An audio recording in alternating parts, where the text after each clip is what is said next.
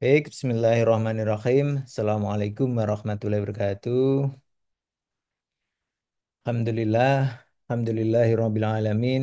Wassalatu wassalamu ala asrofil anbiya'i wal mursalin Sayyidina wa maulana Muhammadin wa ala alihi wa sahbihi ajma'in amma ba'du. Allahumma sholli ala Sayyidina Muhammad wa ala ali Sayyidina Muhammad. Puji syukur kehadirat Allah Subhanahu wa taala atas segala nikmat sehingga kita semua bisa berkumpul pada malam hari ini dalam agenda pembekalan yaitu manasik umroh untuk keberangkatan Februari di tahun 2025. Salawat serta salam tetap tercurah kepada junjungan kita Nabi besar Muhammad SAW. Yang saya muliakan para alim ulama, yang saya muliakan Ustadz Haji Rinadi yang nanti akan ngisi sesi manasik kita. Yang saya muliakan Bapak Ibu calon-calon tamu Allah, calon-calon tamu Rasulullah. Alhamdulillah pada malam hari ini kita diberikan kesehatan sehingga bisa berkumpul untuk menghadiri agenda kita yaitu manasik. Untuk malam ini agenda kita dibagi menjadi dua Bapak Ibu yaitu eh, info teknis terus nanti dilanjut dengan manasik. Nah, untuk info teknis nanti saya sendiri yang akan menyampaikan. Izin memperkenalkan diri, nama saya Randy Barta Putra. Nah, nanti saya akan membawakan mengenai info teknis.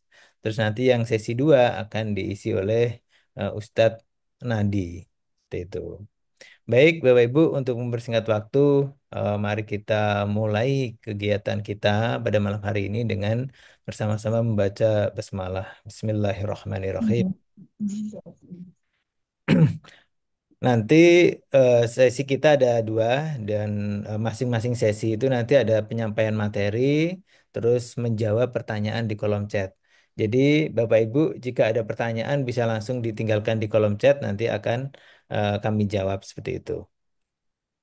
Jadi tidak perlu menyalakan mikrofonnya.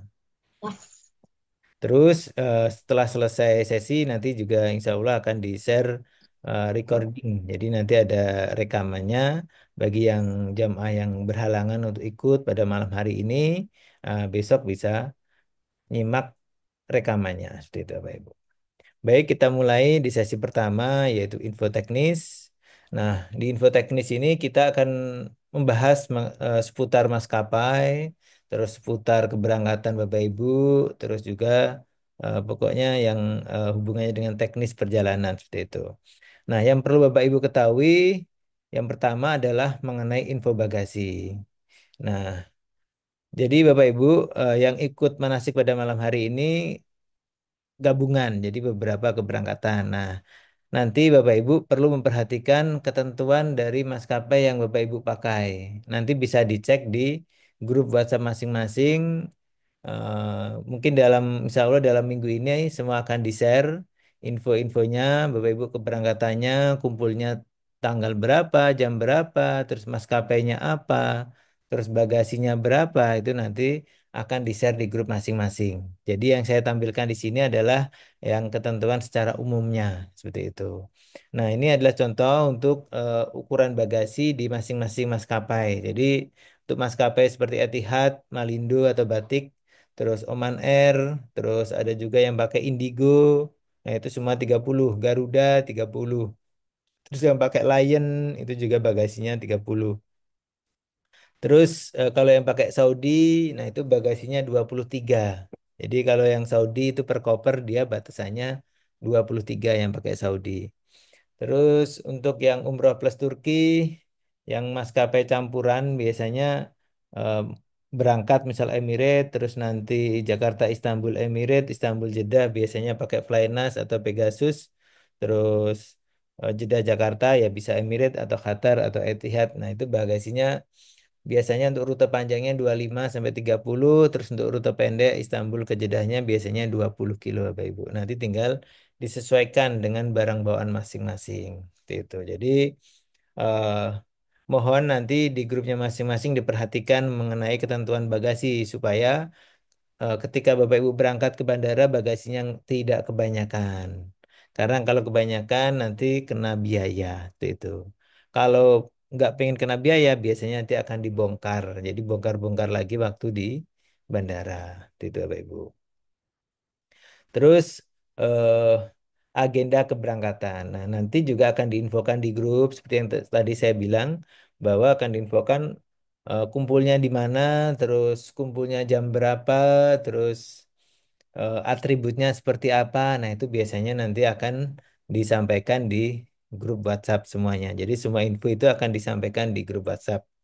Makanya grup WhatsApp biasanya dibuat satu arah dulu. Nanti kalau sudah mendekati keberangkatan 3 hari 4 hari, nah itu biasanya dibuka untuk umum, maksudnya untuk jamaah. Soalnya kalau dibuka dari jauh-jauh hari nanti ketumpuk info-info dari kita. Seperti itu. Nah, yang dilakukan ketika di bandara, ketika keberangkatan adalah Bapak Ibu nanti kumpul ke titik kumpul yang sudah ditentukan. Nah, titik kumpulnya itu beda-beda karena tergantung maskapai. Jadi, kalau misal pakai pesawat Batik atau pesawat Lion, nah itu nanti kumpulnya di Terminal 2F kalau yang dari Jakarta. Atau kalau yang pesawatnya Etihad, Emirates, Turkish, nah itu nanti kumpulnya di Terminal 3. Nah, nanti itu semua akan diinfokan di grup WhatsApp-nya masing-masing. Nah, ketika Bapak Ibu tiba di bandara, usahakan tiba tepat waktu atau ya sebelum waktu kumpul sudah standby. Nah, nanti akan ada tim kita di sana. Bapak Ibu ngumpulkan kopernya ke kami, ngumpulkan koper. Nah, habis itu eh, Bapak Ibu bisa duduk di kursi-kursi yang sedia di situ. Nanti tim Labeka yang akan memproses check-in. Jadi Bapak Ibu tinggal tunggu di situ. Nanti akan dibagikan makan, nasi box. Nah, Bapak Ibu sambil nunggu nanti akan diproses check-in oleh tim kami. Nah, setelah selesai check-in, nanti biasanya Bapak Ibu akan dikumpulkan lagi untuk pembagian paspor dan boarding pass. Jadi, paspor boarding pass dibagi, sekaligus briefing, sekaligus foto bersama, terus sekaligus doa. Nah, setelah itu nanti biasanya akan diajak ke counter untuk profiling. Jadi biasanya petugas maskapai juga ngasih arahan kepada Bapak Ibu sebelum masuk ke imigrasi seperti itu. Jadi setelah profiling nanti akan menuju ke imigrasi bersama-sama. Setelah di imigrasi menuju ke ruang tunggu, habis itu udah masuk pesawat terus terbang. Nah, dalam proses itu Bapak Ibu jangan misah dari rombongan supaya tidak tertinggal. Jadi pokoknya rombongannya kemana ya ikut kemana seperti itu. Jadi ikut aja rombongan. Ya, jadi jangan misah. Soalnya pernah kejadian ada jamaah misah dari rombongan, dia ketiduran. Waktu dicari-cari nggak ketemu, ternyata apa menyendiri di tempat yang ini, yang nggak dijangkau gitu.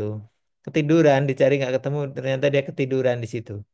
Gitu. Jangan sampai seperti itu. Jadi kemana-mana bareng rombongan kalau selama perjalanan menuju ke Jeddah ataupun ke Madinah seperti itu Bapak Ibu.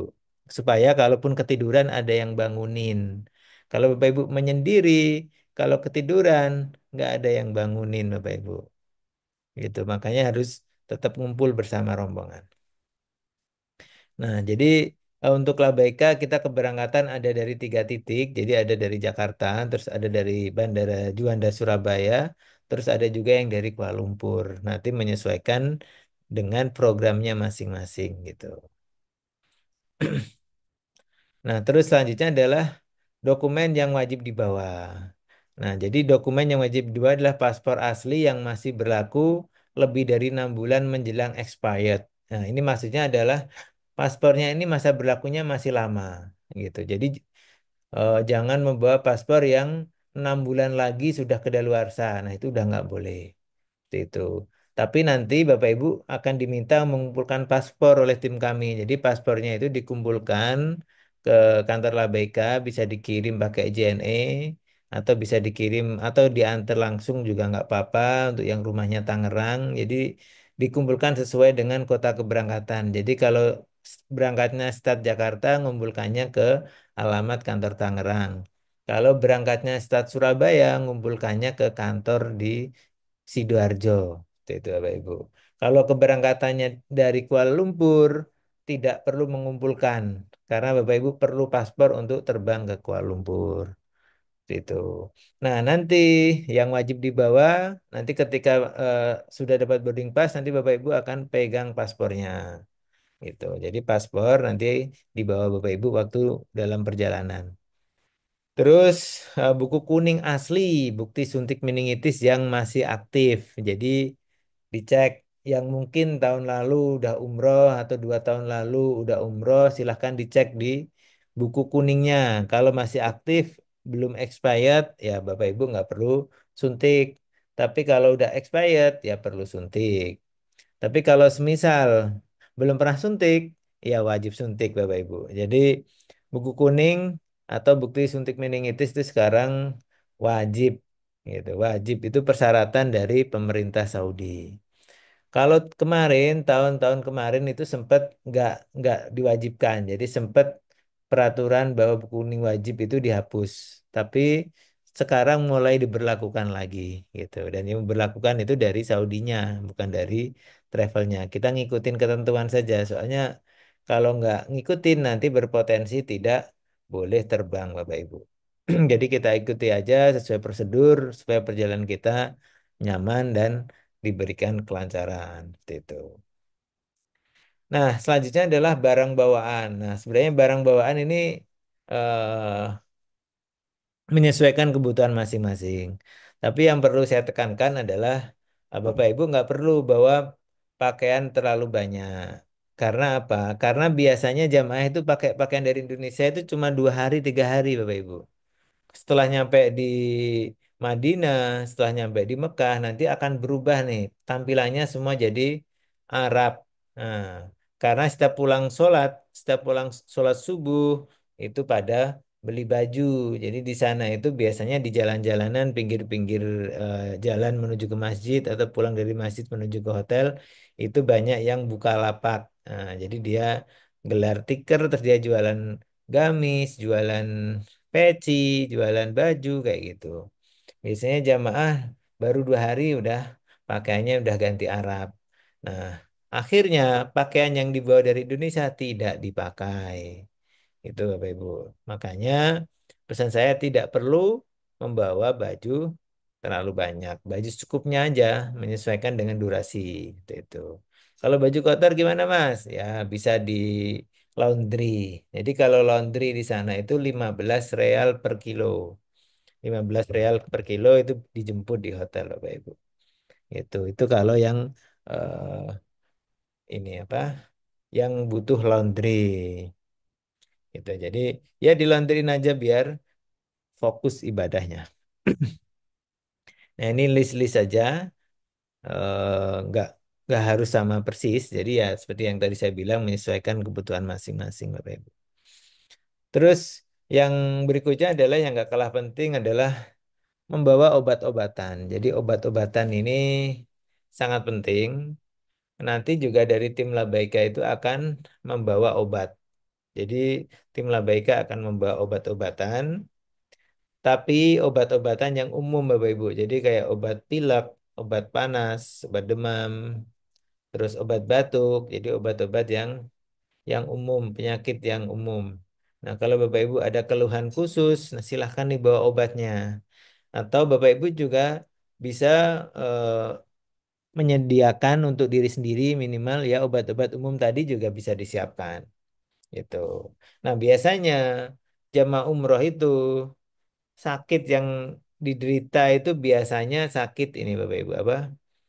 Ya masuk angin karena di perjalanan kadang ya yang sering itu ya demam, batuk seperti itu Bapak Ibu.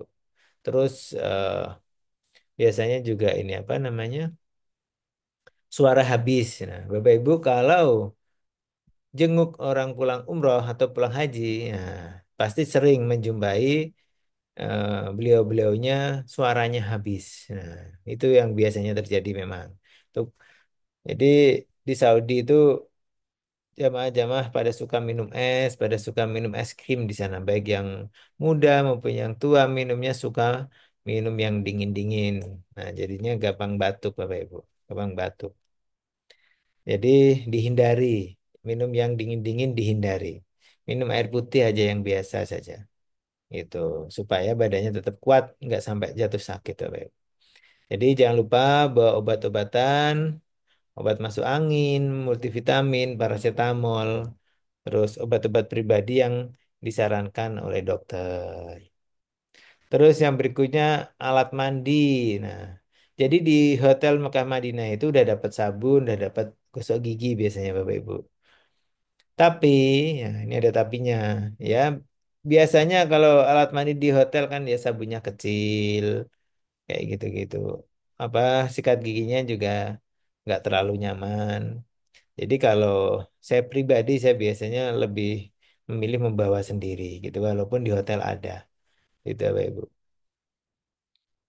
Terus ini deterjen nih kalau yang mencuci biasanya durasi panjang, ini nggak perlu kalau yang durasi pendek Bapak Ibu. Seringnya jamaah pada pakai ini apa laundry. Nah, ini juga nggak kalah penting, jangan lupa membawa sambel-sambelan Bapak Ibu bagi Bapak Ibu yang memang hobinya makan sambel. Jadi kalau Bapak Ibu punya sambel favorit, nah silahkan dibawa. Silahkan dibawa sambelnya supaya makannya tetap lahap gitu. Jadi selama di Mekah Madinah Bapak Ibu untuk makan-makannya insya Allah sudah menu Indonesia. Tapi ya kadang orang saya sukanya pedes, saya sukanya asin kayak gitu-gitu. Jadi bisa bawa penyedap rasa sendiri supaya nanti makin lahap makannya Bapak Ibu. Itu. Jadi kalau di Turki itu udah menu Indonesia. Kalau di Turki, kalau di Saudi itu udah menu Indonesia. Nah, kalau di Turki untuk yang ikut umroh plus Turki, di Turki itu variasi. Jadi kalau pagi itu sarapannya full board di hotel. Jadi itu apa sarapannya paketan di hotel. Jadi menunya adalah ala-ala Turki. Jadi menunya ya roti, ya salad, ya madu-maduan, ya buah-buahan seperti itu Bapak Ibu. Jadi kalau pagi di Turki jarang ada nasinya. Jadi biasanya ya paling telur, buah-buahan, roti-rotian itu yang banyak. Pokoknya yang manis-manis banyak Bapak Ibu. Jadi ya berguna bawa sambal-sambalan berguna. Terus nanti kalau makan siang saat di Turki itu biasanya diajak ke restoran Asia. Atau nanti juga berkesempatan ke restoran warga Indonesia yang ada di Istanbul. Nah, biasanya ke warung Bu Deden biasanya. Jadi biasanya mampir makan di warung Bu Deden. Kalau malam ya kadang warung Asia, kadang makan menu paketan hotel. Seperti itu. Tergantung kondisinya karena setiap hari akan bergerak, akan pindah hotel, akan berpindah kota. Seperti itu. Ini untuk yang plus Turki. Kalau yang umroh reguler ya tidak pindah-pindah ya di Madinah beberapa hari menyesuaikan dengan programnya, terus kemudian di Mekah beberapa hari seperti itu. Jadi nggak pindah-pindah. Kalau di Turki setiap hari ganti hotel Bapak Ibu, karena setiap hari ganti kota. Terus selanjutnya adalah barang-barang elektronik yang wajib dibawa. Nah, yang pertama adalah bawa HP Bapak Ibu. Bawa HP yang ada paket internetnya. Nah, paket internetnya ini adalah paket internet roaming, Bapak Ibu. Paket internet roaming, jadi bukan paket paket internet biasa yang di Indonesia itu bukan, itu nggak bisa. Jadi nanti beli paket roaming. Nah, cara belinya gimana? Nah, nanti bisa minta bantu TL waktu keberangkatan bisa. Yang penting Bapak Ibu isi pulsa. Jadi kalau Bapak Ibu pakai Telkomsel, itu nanti untuk beli paket roamingnya cukup di aplikasi My Telkomsel. Jadi tinggal install My Telkomsel, terus di situ ada banyak pilihan paket, ada yang 5 giga, 10 giga. Nah, Bapak Ibu menyesuaikan kebutuhan masing-masing. Kalau biasanya cuma untuk chatting-chatting ya bisa yang kecil, tapi kalau seringnya video call sama keluarga, video call sama rekan kerja misalnya, nah ya silahkan beli yang agak besar. Jadi yang 10 giga atau yang 17 giga seperti itu Bapak Ibu. Terus berikutnya adalah bisa membawa colokan. Jadi kalau di Turki colokannya sama kayak di Indonesia. Kalau di Mekah Madinah dia ada kamar yang dikasih colokan sama kayak Indonesia, tapi umumnya dia colokannya tiga. Nah, colokan tiga ala ala Saudi. Nah, kalau colokan tiga Bapak Ibu bisa membawa ini, bisa membawa colokan universal nih yang bisa dipakai di semua negara. Ini harganya murah, kisaran 30.000, 40.000 bisa beli di Indomart atau Alfamart atau di Shopee bisa lebih murah lagi, Bapak Ibu. Ini sangat berguna. Atau biasanya ada juga cara triknya, ada triknya juga untuk nyolokin colokan Indonesia ke colokan Arab. Nah, jadi colokan Arab itu kan eh, ada ini apa namanya? Nah, colokan Arab itu kan ada tiga. Nah, biasanya yang Indonesia kan cuma dua. Nah, yang atas ini tidak dicolok. Nah, yang atas ini ditusuk pakai pulpen. Nanti yang dua ini bisa masuk. Nah, itu udah bisa dipakai sebenarnya dengan cara seperti itu.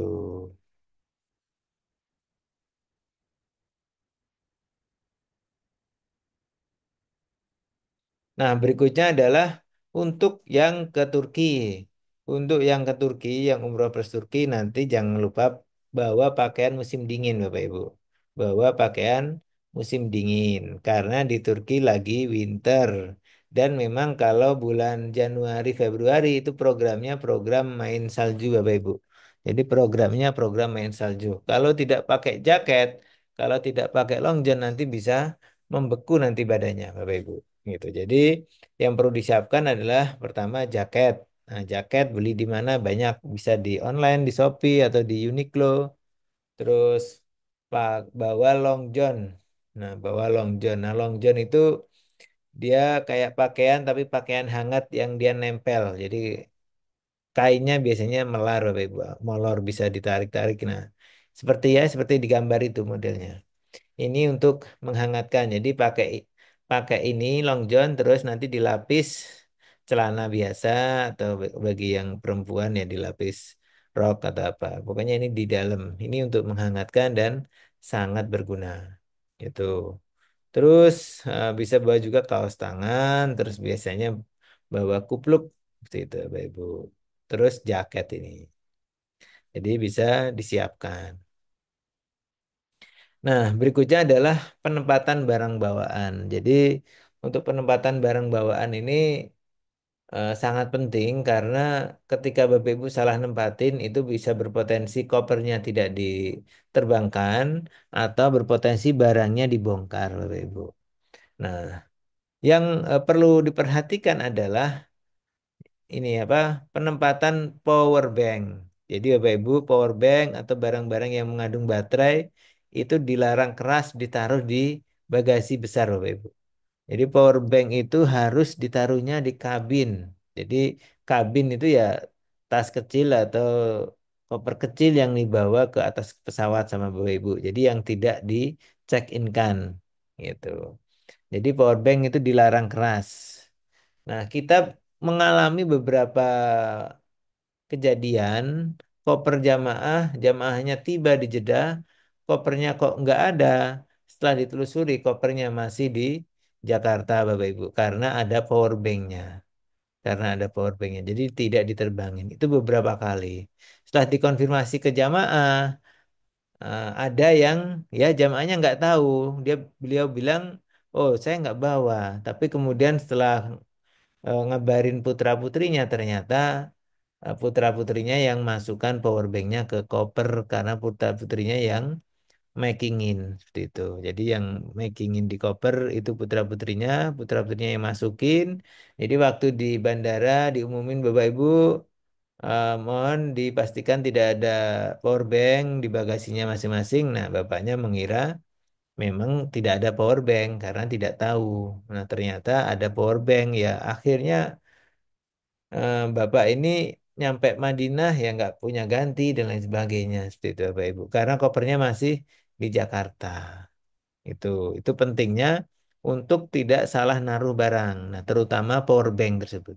Jadi yang beberapa kasus itu ya power bank gitu. Koper tidak diterbangkan. Jadi uh, ini cairan maksimal 100 mili ditaruhnya di kabin Bapak Ibu. Terus kalau lebih dari 100 mili tidak boleh, nanti akan disita sama petugas security check. Terus seperti gunting-guntingan itu tidak boleh di kabin. Gunting-guntingan naruhnya di koper. Makanan, obat bisa ditaruh di koper, bisa ditaruh di kabin.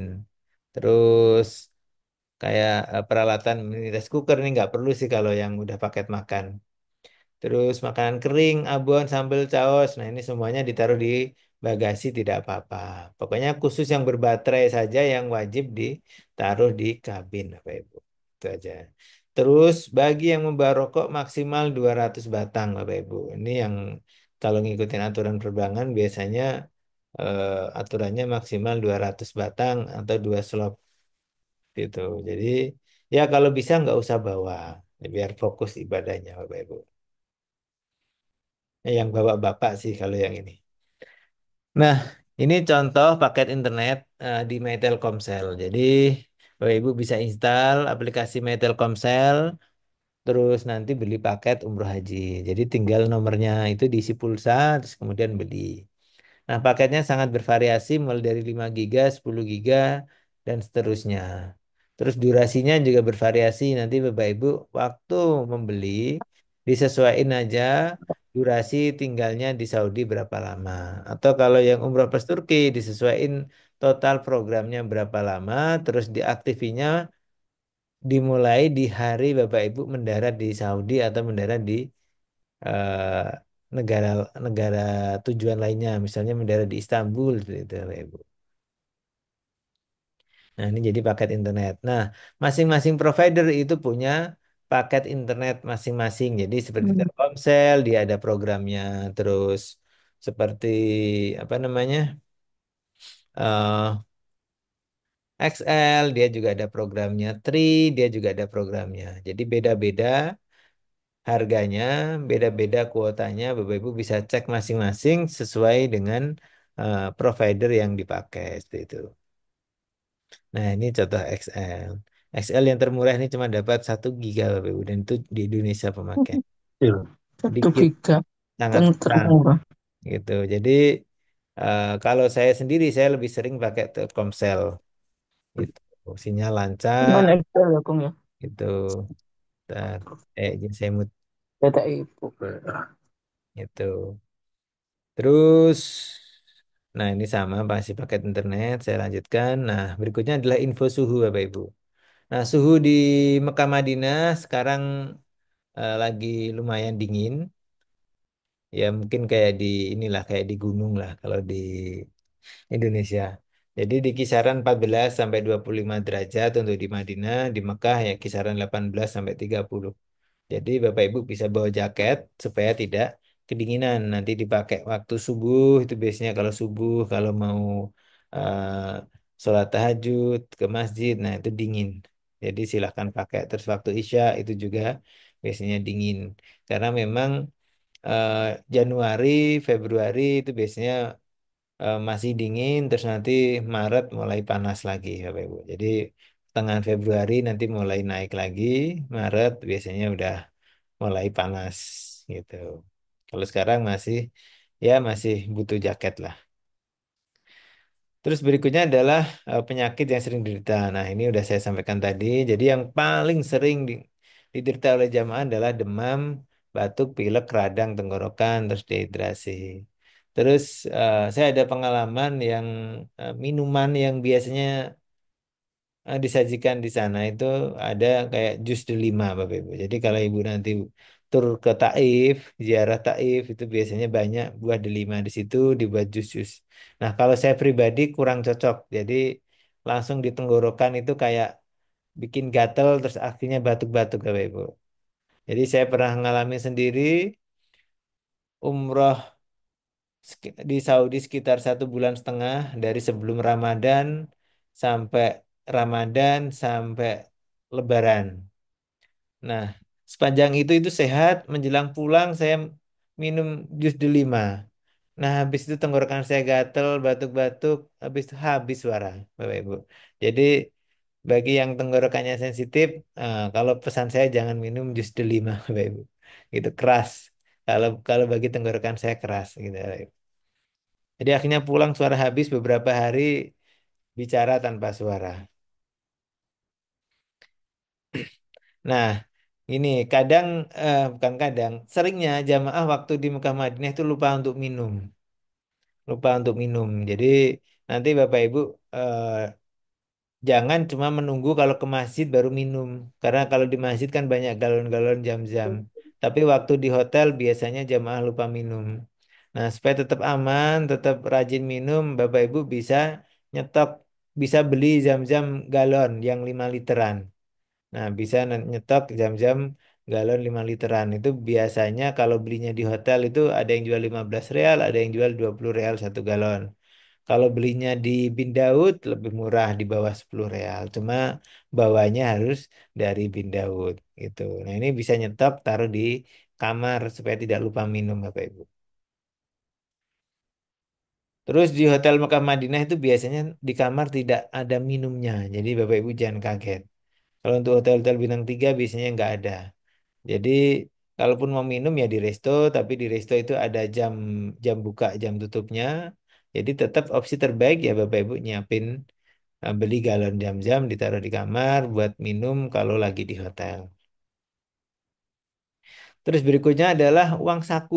Mas, saya harus bawa uang saku berapa? Nah, kalau uang saku ini beda orang beda-beda. Ada yang hobinya belanja, ada yang hobinya ini apa namanya, kulineran. Nah, itu beda-beda.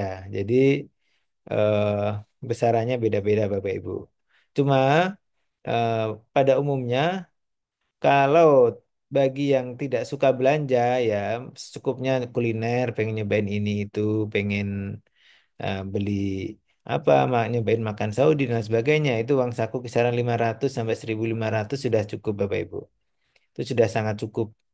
Karena Bapak Ibu untuk makan berat itu udah disediakan di hotel. Jadi udah disediakan makan 3 kali sehari. Jadi sisanya kalaupun bawang saku ya kalau pengen jajan, pengen nyobain camilan seperti itu, atau pengen nyobain makanan Arab dan itu tidak terus-menerus itu. Karena lidah kita masih lidah Indonesia, biasanya masih lebih cocok makan di hotel itu daripada makan di restoran Arab itu. Nah, kalau yang plus Turki, nah uang sakunya ini bisa bawa USD. Jadi bisa bawa USD kisaran 400 sampai 1.000 tergantung juga. Ini biasanya untuk naik kabel car, untuk naik balon, itu Bapak Ibu. Terus dari mana dapat uangnya? Nah, ini ada beberapa cara Bapak Ibu. Bisa tuker di Indonesia, di money changer, atau bisa juga nanti Bapak Ibu tarik tunai waktu udah tiba di Saudi. Jadi Bapak Ibu bisa bawa ATM yang ada logonya Mastercard atau ada logonya Visa. Nanti tinggal dimasukin di ATM yang ada di Saudi, nanti uangnya yang keluar sudah uang Saudi Bapak Ibu. Gitu. Itu kursnya lebih bagus biasanya jika dibandingkan dengan nukar uang di Indonesia. Gitu. Walaupun kalau kita tarik tunai pakai ATM itu biasanya kena biaya 25.000 per penarikan. Gitu. Jadi rata-rata biayanya 25.000 per penarikan. Jadi kalaupun ngambil uang di ATM, jumlah apa besarannya jangan terlalu kecil. Jadi misal cuma ngambil 50 real, rugi Bapak Ibu, rugi biaya tariknya gitu. Jadi kalau 50 real kan cuma sekitar 200.000 sekian kalau dirupiahkan. Jadi terlalu kecil. Jadi ya sesuaiin kebutuhan lah, kira-kira nih 9 hari ke depan berapa gitu. Dimenyesuaikan Bapak Ibu. Terus yang berikutnya adalah ID card. Nah, berikutnya adalah ID card. Nanti setiap jamaah waktu di bandara akan dibagi ID card Bapak Ibu. Nah, di ID card itu ada data-data Bapak Ibu, ada foto, ada nomor paspor, terus ada di bagian belakang itu nanti akan ada nama tour leadernya, terus ada nama mutawifnya dan nomor teleponnya. Nah, ID card ini nanti waktu di Mekah Madinah wajib dipakai Bapak Ibu setiap kali keluar hotel. Jadi ini sebagai pengganti identitas. Karena nanti paspor Bapak Ibu waktu tiba di Saudi nanti paspornya akan dikumpulkan oleh mutawif. Karena biasanya diminta sama muasasa atau perwakilan yang di Saudi Bapak Ibu. Jadi ini sebagai pengganti identitas. Nah, fungsi lainnya adalah ketika Bapak Ibu lupa jalan pulang, nah di situ ada nomor mutaifnya. Misal nih, udah berangkat ke masjid, lupa nggak bawa HP, terus lupa juga hotelnya di mana. Nah, itu bisa minta tolong orang, nah, ngontak ke mutaifnya atau ngontak ke TL supaya nanti dijemput Bapak Ibu. Jadi biasanya mutaif itu kalau masih hari pertama itu kadang jemputin jamaah yang lupa jalan pulang ke hotel karena di sana kan rame banyak orang jadi kadang masuk masjidnya lewat pintu ini nanti keluarnya beda pintu akhirnya bingung. Nah, makanya harus dipakai terus ID card-nya dibawa. Pokoknya setiap keluar hotel dibawa ID card-nya. Nanti kalau kondisi-kondisi tertentu, nah itu akan sangat bermanfaat Bapak Ibu. Terus di sana untuk yang sudah sepuh biasanya bisa naik mobil golf untuk tawaf atau sa'i. Atau bisa juga pakai jasa yang kursi dorong. Bapak Ibu. Nah, yang berikutnya adalah jika jamaah sakit. Nah, jika jamaah sakit, setiap jamaah sudah dilengkapi dua asuransi Bapak Ibu. Jadi asuransi yang diterbitkan oleh Saudi, jadi ketika kita proses visa, itu kita juga diwajibkan untuk membeli asuransi Saudi. Terus eh, di Indonesia juga diwajibkan Kemenak untuk eh, travel-travel ini untuk membekali jamaahnya dengan asuransi di Indonesia. Itu sebabnya masing-masing jamaah dilengkapi dengan dua asuransi. Nah, ini berfungsi ketika ada yang sakit atau ada yang meninggal yang harus dipulangkan ke Indonesia atau ya case-case sakit dan meninggal. Tapi biasanya kalau meninggalnya di Saudi tidak dipulangkan Bapak Ibu, tapi dimakamkan di Saudi. Kecuali kalau meninggalnya di negara lain, misal Bapak Ibu pulang atau berangkat ya semoga jangan sampai lah meninggal di atas pesawat pas melewati negara Oman misalnya. Nah, itu biasanya pesawatnya akan mendarat darurat di situ. Nah, jenazahnya ditinggal di Oman, pesawatnya melanjutkan perjalanan. Nah, biasanya itu jemaahnya akan dipulangkan ke Indonesia. Seperti itu. Nah, sekarang kita bahas dulu jika jemaah sakit. Nah, jika jemaah sakit ini untuk biaya pengobatannya gratis karena nanti di cover asuransi. Nah, ini ada dua cara. Tergantung waktu di Saudi itu sakitnya dibawanya kemana? Dibawa ke rumah sakit swasta atau dibawa ke rumah sakit negeri ya semacam RSUD lah kalau di Indonesia. Nah, kalau dibawa ke rumah sakit swasta itu otomatis disuruh bayar. Nah, alurnya kalau nanti di rumah sakit swasta disuruh bayar, Bapak Ibu bisa bayar duluan. Kuitansinya nanti disimpan, difoto, terus dikirimkan ke tim Labaika untuk diklaimkan ke asuransi. Itu. Nah, untuk biaya yang bisa diklaim maksimal 100 juta, tergantung dari approval pihak asuransi, Bapak Ibu. Jadi, bisa ditanggung maksimal 100 juta.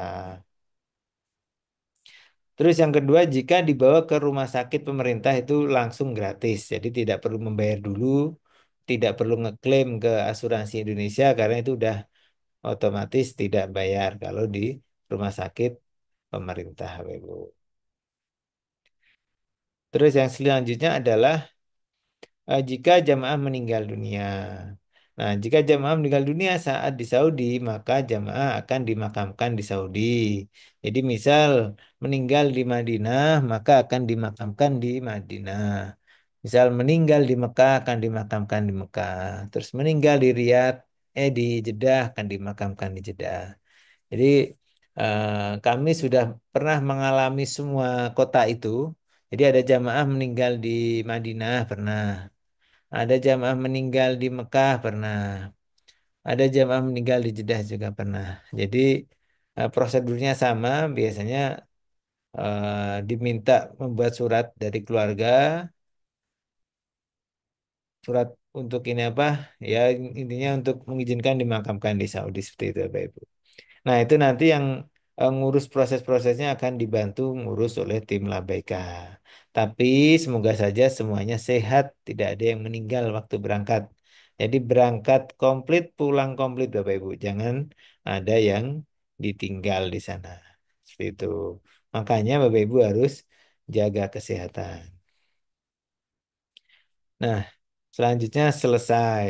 Terima kasih. Nah, saya akan menjawab pertanyaan yang ada di kolom chat. Nah, ini.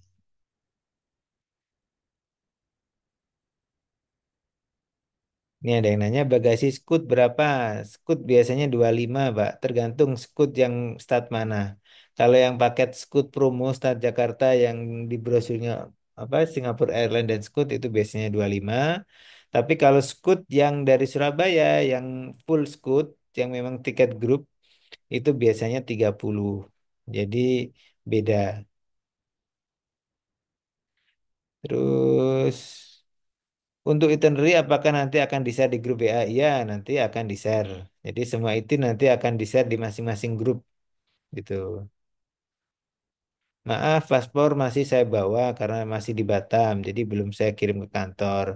Paspor kalau memang darurat harus dipakai, bisa dibawa nanti saat keberangkatan tidak apa-apa. Tapi kalau longgar bisa dikirim Bapak Ibu.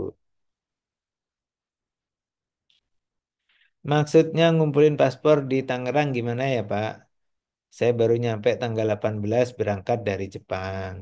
Nah, kalau yang paspornya masih dipakai, nggak apa-apa. Nanti bisa menyusul saat di bandara. Saat di bandara keberangkatan nggak apa-apa dibawa sendiri. Pengumpulan paspor terakhir biasanya H-4, Bapak Ibu.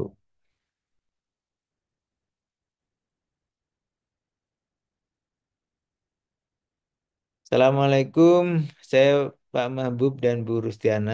Untuk buku kuning kami apakah sudah diterima? Nah, ini bisa follow up nanti ke tim Tangerang, Bapak Ibu. Yang biasanya yang ngumumin pengumpulan paspor itu bisa di follow up ke situ. Alhamdulillah ada laundry 15 rial. Iya, jadi ada laundry 15 rial baik di Madinah maupun di Mekah. Biasanya petugas kebersihan hotel juga biasanya nawarin gitu. Tapi eh, Bapak Ibu laundrynya ya berbeda kayak nggak kayak di Indonesia. Kadang dia masih ya gitulah, nggak serapi kalau kita laundry di sini Bapak Ibu. Musim dingin untuk menghindari pecah di telapak kaki atau bibir, minta difasilitasi pembelian lotion yang bagus. Nah, ini di toko-toko area hotel biasanya banyak banget yang jual lotion baik untuk muka supaya nggak pecah-pecah atau untuk bibir biasanya pakai lip balm yang kayak lipstick tapi dia yang warnanya putih. Nah, itu banyak di toko-toko di hotel di area lobby itu biasanya ada toko-toko yang jualan itu juga, Pak. Nanti bisa milih. Apakah perlu vaksin influenza dan apakah suhunya masih dingin untuk di Turki dan Madinah, Mekah? Untuk influenza, kalau secara aturan tidak wajib, Bapak. Tapi kalau pengen supaya badannya lebih fit, ya silahkan, tidak apa-apa. Terus apakah suhunya masih dingin? Suhunya masih dingin di Turki malah dingin. Nah, jadi di Turki malah dingin, Bapak Ibu.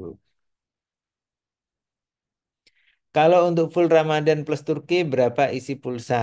Nah, ini bisa beli paket yang 30 hari. Nah, tapi kalau yang full Ramadan plus Turki itu durasinya seingat saya di atas 30. Jadi nanti bisa beli yang di atasnya yang 40 hari. Yang paket 40 hari bisa. Gitu. Kalau yang ke Turki terlebih dahulu untuk paket data bagaimana? Apakah nanti beli paket roaming Turki, kemudian pada saat sudah akan berangkat ke Jeddah baru beli paket lagi, paket roaming umroh. Jadi gini Bapak Ibu, kalau Bapak Ibu pakai Telkomsel, belinya cuma sekali, nah itu nanti bisa dipakai di Saudi dan di negara-negara lain. Jadi bisa dipakai di Turki juga otomatis itu bisa. Nah, paketannya ada dua jenis. Jadi ada yang paket Romek, ada yang paket umroh. Nah, kalau yang paket umroh biasanya dia ada pembatasan kuota. Jadi misal Bapak Ibu beli yang 10 giga, nah nanti yang untuk di Saudi jatahnya 8, terus yang untuk di negara lain misalnya di Turki jatahnya 2. Tapi kalau yang paket satunya, maaf, paketnya bukan Romek tapi Western. Romek Western. Nah, kalau pakai yang Western nanti kuotanya itu gabungan. Jadi misal jatah total 10, nah pokoknya itu totalnya 10 bisa dipakai di Turki, di Saudi gitu, tidak ada pembatasan. Itu harganya beda. Nah, itu bisa dicek di ini apa namanya? Bisa dicek di aplikasi HP-nya masing-masing di My Telkomsel kalau pakai Telkomsel. Nah, kira-kira berapa derajat suhu di Madinah dan Mekah? Nah, ini tadi udah disampaikan. Kalau untuk mini setrika di koper bagasi atau kabin. Nah, di bagasi tidak apa-apa biar nggak berat-beratin. Assalamualaikum, mohon maaf untuk fungsi headset apa ya? Oh, kalau sekarang untuk headset nggak perlu lagi, nggak wajib. Kalau dulu memang untuk umroh kita pernah menggunakan audio yang dia connect dengan HP. Nah, untuk saat ini, saat tawaf sa'i sekarang dilarang menggunakan audio hajj. Jadi biasanya kalau umrah kan pakai audio yang mutawifnya atau ustadznya ngomong terus udah kedengaran di telinga masing-masing karena pakai alat itu. Nah, sekarang lagi dilarang di di ini di Masjidil Haram. Jadi mulai beberapa minggu yang lalu tidak pakai lagi. Selama di Turki, uang tukar lira di Turki atau di Jakarta. Nah, ini lebih mudah tarik tunai di Turki untuk pengambilan lira.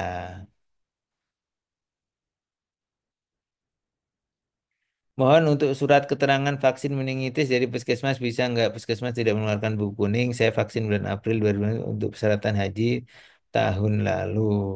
Dicek Pak masa berlakunya, Pak. Dicek masa Bu, dicek masa berlakunya.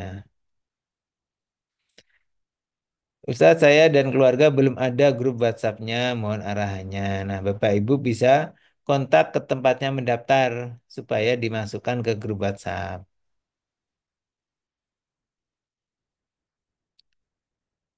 Eh, yang umroh full Ramadan plus Turki 37 hari bagaimana durasinya kan lama yang tanpa makan di Mekah. Ini yang ditanyakan internetnya atau apanya nih?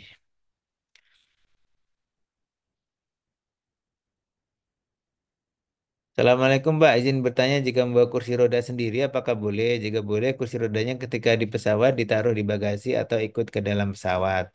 Nah, biasanya ditaruh di bagasi, di wrapping. Nah, nanti ketika di pesawatnya bisa request spesial spesial request untuk ini apa namanya layanan kursi roda itu. Nah, bisa info ke admin tempatnya mendaftar supaya ditambahkan Bapak Ibu. Untuk jamaah yang perlu kursi roda dan akan bawa kursi roda sendiri bagaimana? Nah, ini seperti yang tadi saya sampaikan. Tinggal bawa nanti di wrapping dimasukkan bagasi. Untuk materi ini apakah akan di-share ke peserta? Iya, nanti kita ada video recordnya, nanti saya Allah akan di-share. Ustadz, kapan kami dimasukkan ke grup Umroh Plus Turki 4 Feb? Nah, grupnya sudah ada, Pak. Bisa langsung kontak tempatnya mendaftar supaya dimasukkan. Gitu. Apakah setiap jamaah dapat paket air jam-jam ketika pulang? Iya, dapat. Jadi setiap jamaah nanti dapat jam-jam 5 liter. Dapat jam-jam galon 5 liter. Boleh nggak bawa koper ukuran 26 kalau dapat bagasi 30? Boleh. Yang penting beratnya tidak melebihi jatah bagasinya. Kalau ada penyakit bawaan seperti diabetes, apakah perlu surat dokter untuk membawa obat-obatan? Biasanya sih tidak perlu. Yang penting obatnya dibawa. Biasanya nggak diminta sih. Kadang yang diminta itu untuk yang ibu hamil biasanya. Kapasitas bagasi berapa? Nah, ini menyesuaikan pesawatnya masing-masing, Pak. Apakah wajib mengirimkan paspor? Iya, supaya nanti tim kami lebih mudah untuk menyiapkan data-datanya. Jadi paspor ketika dikumpulkan itu nanti akan diisi tiket, diisi visa, hanya diisi berkas-berkas yang dibutuhkan. Jadi nanti waktu dibagi di bandara itu udah komplit untuk perjalanan sampai perjalanan pulang, Bapak Ibu. Tapi kalau yang kondisi darurat ya nanti kita tatanya di bandara. Apakah ada biaya-biaya lain di luar paket? Tergantung programnya. Tergantung programnya. Jadi program kita ada yang all in, ada juga yang exclude gitu seperti itu. Jadi tergantung program yang diikutin yang mana. Itu bisa di cross check di brosurnya. Apakah boleh membawa koper tambahan di luar koper dari labeka? Nah, untuk koper ini tergantung jatah maskapai. Tapi biasanya untuk bagasi jatahnya satu biji. Jatahnya untuk satu biji. Jadi kalau bawa lebih dari satu biji bisa kena charge. Kecuali kalau koper tambahannya itu ya kabin yang ukuran 20 in maksimal. Nah itu nggak apa-apa. Apakah ada training persiapan tata cara umroh online? Ada. Habis ini. Jadi setelah ini ada pelaksanaan manasik. Nah, itu akan membahas mengenai fikihnya itu. Ini kursi roda, pertanyaannya sama. Hotel Makkah Madinah kamarnya dapat kettle pemanas atau tidak? Hotel Madinah biasanya tidak ada. Jadi kalau yang butuh kettle sepanjang hari, saya sarankan membawa dari Indonesia atau nanti beli di sekitaran hotel banyak yang jual. Berarti kalau beli Telkomsel bisa dipakai di Turki sama di Mekah Madinah. Iya betul. Apakah bisa beli kartu provider Saudi? Kalau bisa, apakah travel menjual atau menyediakan? Nah, kalau kartu provider Saudi itu banyak yang jual di pinggir-pinggir jalan, di sekitaran masjid. Jadi di depan Sofa Tower itu biasanya banyak yang jual. Nah, kelemahannya kalau pakai kartu Saudi itu tidak bisa langsung dibuat telepon WhatsApp. Jadi telepon WhatsApp, video call itu dia kayak di ban gitu. Jadi kayak diblokir gitu. Bisanya chatting. Nah, kalau mau telepon, telepon WA harus install lagi atau harus beli lagi yang namanya VPN. Itu. Itu kelemahannya kalau pakai kartu sana. Nggak bisa langsung telepon. Makan di restoran Bu Deden bayar masing-masing atau ditanggung? Sudah termasuk dalam biaya, Pak. Ditanggung travel. Keberangkatan pesawat Indigo di terminal berapa? Terminal 2F. Apa dapat buku doa-doanya dapat di perlengkapan? Untuk maskapai lain, apakah kemungkinan delay juga untuk penerbangan luar negeri? Jadi ini tidak mesti. Dan itu tidak cuma pada Lion. Kalau hari-hari biasa, biasanya insya Allah normal. Kalau pas Lebaran, nah itu biasanya ada delay. Untuk keberangkatan Lion 1 sampai 9 di mana mengambil mikot. Nah, mengambil mikot, kalau yang program naik bis itu mikotnya di Bir Ali. Kalau yang naik kereta itu biasanya mikotnya di kereta saat kereta mulai jalan. Adakah rundown acara setiap harinya? Ada, nanti akan di-share menjelang berangkat. Boleh membuat tumbler metal? Boleh. Selain provider Telkomsel, bisakah? Bisa. Nanti bisa dicek paketan yang ditawarkan oleh providernya masing-masing. Terus jarak hotel di Madinah dan Mekah berapa jauh? Nah, ini beda-beda programnya tergantung program yang diikutin. Biasanya sudah tertera di brosur PDF ketika Bapak Ibu akan mendaftar. Untuk stroller bayi ukuran kabin apakah diperkenankan dibawa ke pesawat disimpan kabin? Biasanya sih boleh sih kalau kecil, kalau bisa dilipat itu. Koper dari bayi kabinnya tetap harus bawa koper besar untuk bagasi. Koper dari Labaik bukan koper kabin, tapi itu koper bagasi, ukurannya 24 in. Itu nggak akan bisa masuk kabin, pasti akan ditolak karena itu koper bagasi dan umumnya travel umroh itu kopernya ya seukuran 24 in itu, Ibu.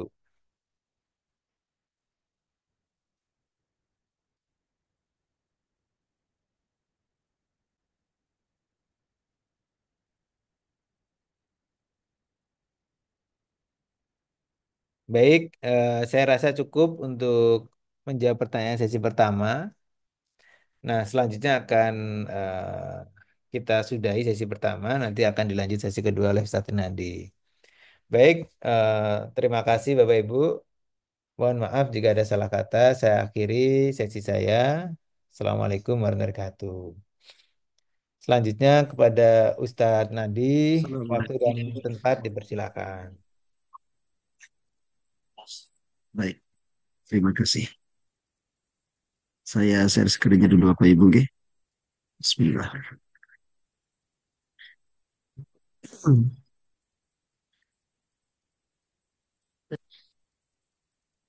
Ya, setelah aja dulu aku sih, asik.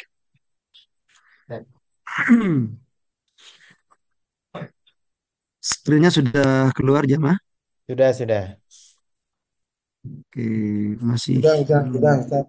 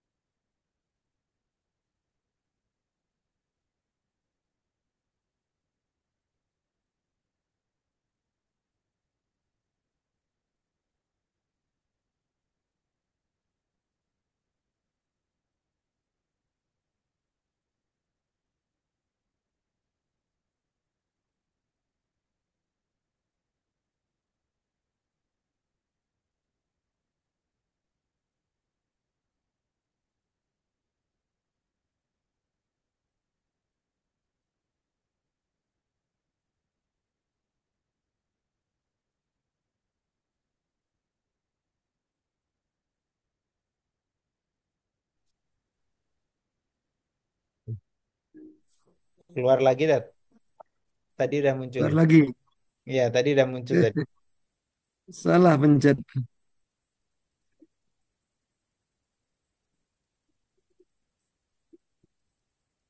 Nah, udah muncul.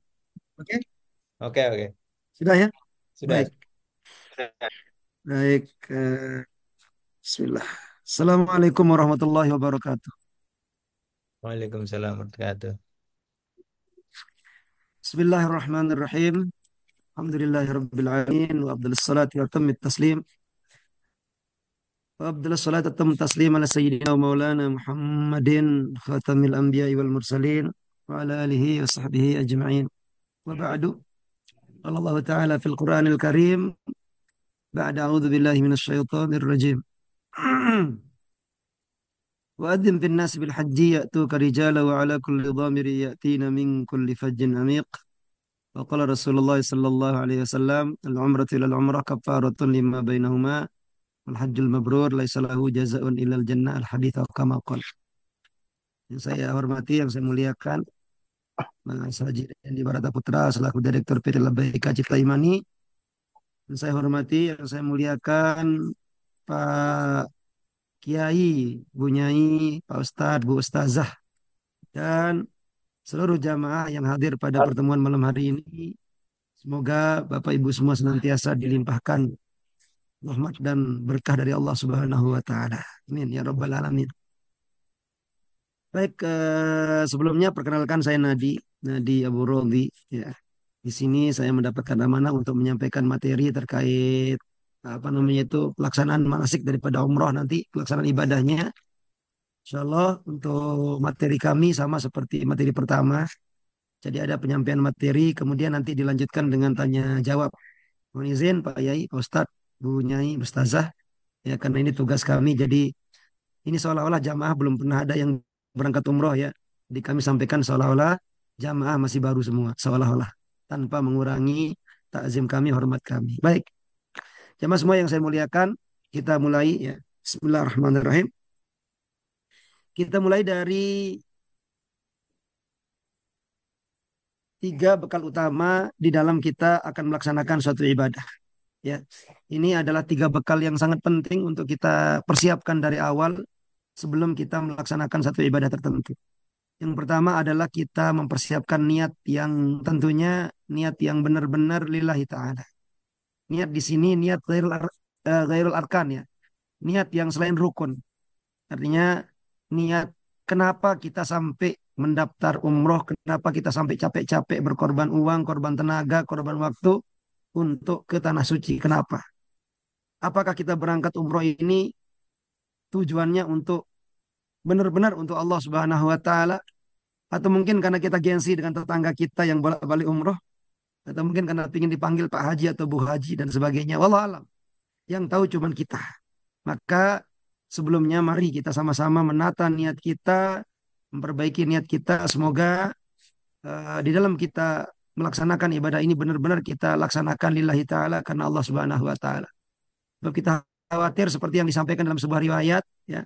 Kam min amalin yatasawwaru bi surati amalid dunya wa yasiru bi husnin niyati min amalil akhirah. Betapa banyak satu amalan yang surahnya, yang kelihatannya itu seperti amalan dunia. tapi dia menjadi amalan akhirat. Bihusni niyah karena niatnya yang bagus. Wa kam min amalin yatasawwaru bi surati amalil akhirah. Tapi betapa banyak rupanya amalan tersebut seperti amalan akhirat. Thumma yasuru min amalid dunia. Tapi dia seperti amalan dunia. Bisu niyah karena niatnya yang kurang tepat. Yang inilah pentingnya kita untuk memperbaiki niat, menata niat kita sejak kita masih dari sini, dari Indonesia ini. Ya. Yang kedua Bapak Ibu adalah bekal ilmu.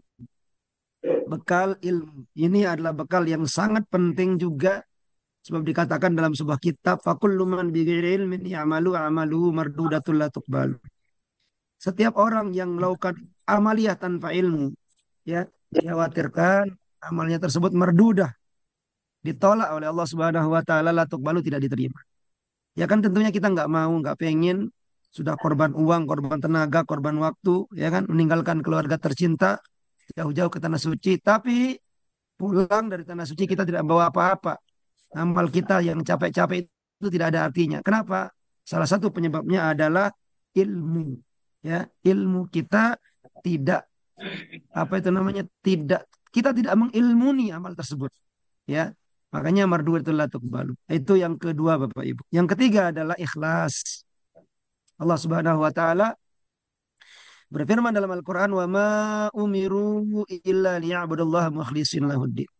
Dan tidaklah kami menitahkan kalian illa liya'budullah, kecuali untuk beribadah pada Allah mukhlishin lahuddin, dengan penuh keikhlasan. Nah, ini yang ketiga. Jadi benar-benar kita laksanakan semuanya dengan ikhlas, ridho apapun yang menjadi takdir Allah Subhanahu wa taala. Jamaah semua yang saya muliakan, kami yakin kita semua ingin perjalanan ibadahnya mulai dari awal sampai kepulangan nanti semuanya berjalan dengan ideal. Semuanya lancar jaya, kan begitu. Itu keinginan kita. Tapi kita juga tidak tahu Allah menentukan seperti apa, ya. Nanti di perjalanan mungkin apa terjadi apa kita tidak tahu. Maka orang yang ikhlas karena Allah tidak akan merasakan apa-apa. Artinya dia akan merasa enjoy saja. Wong dia beramal benar-benar karena Allah, bukan karena untuk mencari apa itu istilahnya sesuatu yang sempurna. Karena setiap yang sempurna itu tergantung dari kehendaknya Allah Subhanahu wa taala. Nah, ini Bapak Ibu, tiga bekal utama kita sebelum kita kemudian lanjut ke ibadah inti kita. Baik, selanjutnya Bapak Ibu, ada tiga tempat utama yang direkomendasikan Rasulullah SAW untuk kita kunjungi, ya, untuk kita kunjungi, untuk kita ibadah di situ. Rasulullah SAW dalam sebuah riwayat mengatakan wala tushaddur rihalu illa ila thalathati masajid. Janganlah kalian berpayah-payah, jangan berpayah-payah melakukan safar rihal, ya. Ila thalathati masajid, kecuali ketiga tempat, ketiga masjid. Kecuali ketiga masjid. Apa? Satu, Masjidil Haram. Yang pertama Masjidil Haram. Wa Masjidil Aqsa, yang kedua Masjidil Aqsa, wa masjidi, dan masjidku ini, kata Rasulullah. Maksudnya masjid ini masjidnya beliau, Masjid Madinah, Masjid Nabawi. Pertanyaannya Bapak Ibu, kenapa Rasulullah merekomendasikan kita untuk sowan ketiga tempat ini? Tentunya ada sirnya, kan? Ada fadilahnya di situ. Maka diterangkan dalam riwayat lain, Rasulullah berfirman, bersabda, "Salatun fi masjidi afdalu min alfi salatin fi masiwah." Satu salat di masjidku ini, kata Rasulullah, itu lebih afdal, lebih utama daripada salat di masjid lain. Ya, lebih afdal, lebih dari 1.000 kali lipat afdal daripada salat di masjid lain. Artinya salat sekali saja di Masjid Nabawi itu lebih dari 1.000 kali lipat pahalanya jika dibandingkan dengan kita salat di masjid selain Masjid Nabawi. Nah, itu loh salah satu fadilahnya. Ya, yang kedua kata Rasulullah, illal Masjidil Haram, kecuali Masjidil Haram. Kalau Masjidil Haram itu pahalanya afdalu min mi'ati alfi salatin fi masiwa. Lebih afdal, lebih utama daripada salat 100.000 kali lipat di tempat lain. Itu sampai segitunya pahalanya, besarnya gitu. Kemudian yang ketiga adalah Masjidil Aqsa. Di Masjidil Aqsa dijelaskan bahwa pahalanya di situ lebih dari 500 kali lipat sekali kita sholat.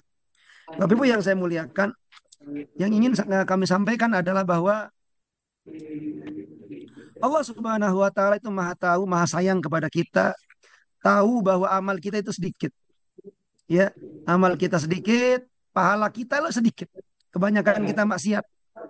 Tapi saking sayangnya Allah Subhanahu wa taala, sebelum kita dijemput oleh ajal, Allah mengizinkan kita untuk melipat gandakan amal kita itu dalam waktu yang sangat singkat. Ada di antara jamaah mungkin yang umrohnya hanya 9 hari. Tapi umroh 9 hari sanggup menyalip pahala orang yang umurnya mungkin sudah berpuluh-puluh tahun, bahkan mungkin di atas 60 tahun. Nah, inilah kenapa tiga tempat ini sangat-sangat luar biasa direkomendasikan oleh Rasulullah SAW. Sehingga jamaah semua yang saya muliakan, tolong benar-benar dimanfaatkan, benar-benar apa itu namanya, disyukuri, ya. Karena dari sekian juta orang mungkin yang ada di Indonesia, Bapak Ibulah yang dipilih oleh Allah Subhanahu wa taala untuk bisa mendapatkan fadilah yang besar ini. Baik, selanjutnya adalah, nah, ini pembahasan kita pada malam hari ini. Ini mohon maaf ya, suara saya agak serak Bapak Ibu. Ya, yang penting jelas ya insya Allah ya. Baik, ini nanti materi akan kita bahas Bapak Ibu ya. Jadi pertama adalah syarat umroh, yang kedua rukun umroh, yang ketiga wajib umroh, kemudian sunnah umroh, dan yang terakhir larangan dan dam. Kita mulai dari yang pertama. Ini rukun umroh. Ya. Syarat umroh, ini rukun umroh. Yang umroh adalah yang pertama niat umroh di mikot, kemudian tawaf di Ka'bah, kemudian sa'i, sofa dan marwah, kemudian tahalul, dan yang terakhir tertib. Kita bahas satu persatu. Bismillah. Rukun umroh yang pertama niat umroh di mikot. Bapak Ibu yang saya muliakan, ini saya ngomong teknis sedikit ya. Jadi nanti caranya, teknisnya adalah, misalnya Bapak Ibu akan melaksanakan umroh besok ya. Hari ini hari apa? Hari Jumat. Umroh akan dilaksanakan hari Sabtu. Maka biasanya itu di hari Jumat sore atau di hari Jumat malam Sabtu, nanti jamaah akan dikumpulkan oleh mutawif, oleh tim kami yang ada di Mekah, yang ada di Madinah sana, untuk kemudian diberikan arahan-arahan bagaimana untuk persiapan umroh kita yang pertama besok, ya. Nah, ini ada gambarnya seperti ini. Nanti biasanya kami adakan lagi acara info teknis dan manasik pemantapan. Itu kami laksanakan di Madinah Munawwarah. Seperti ini.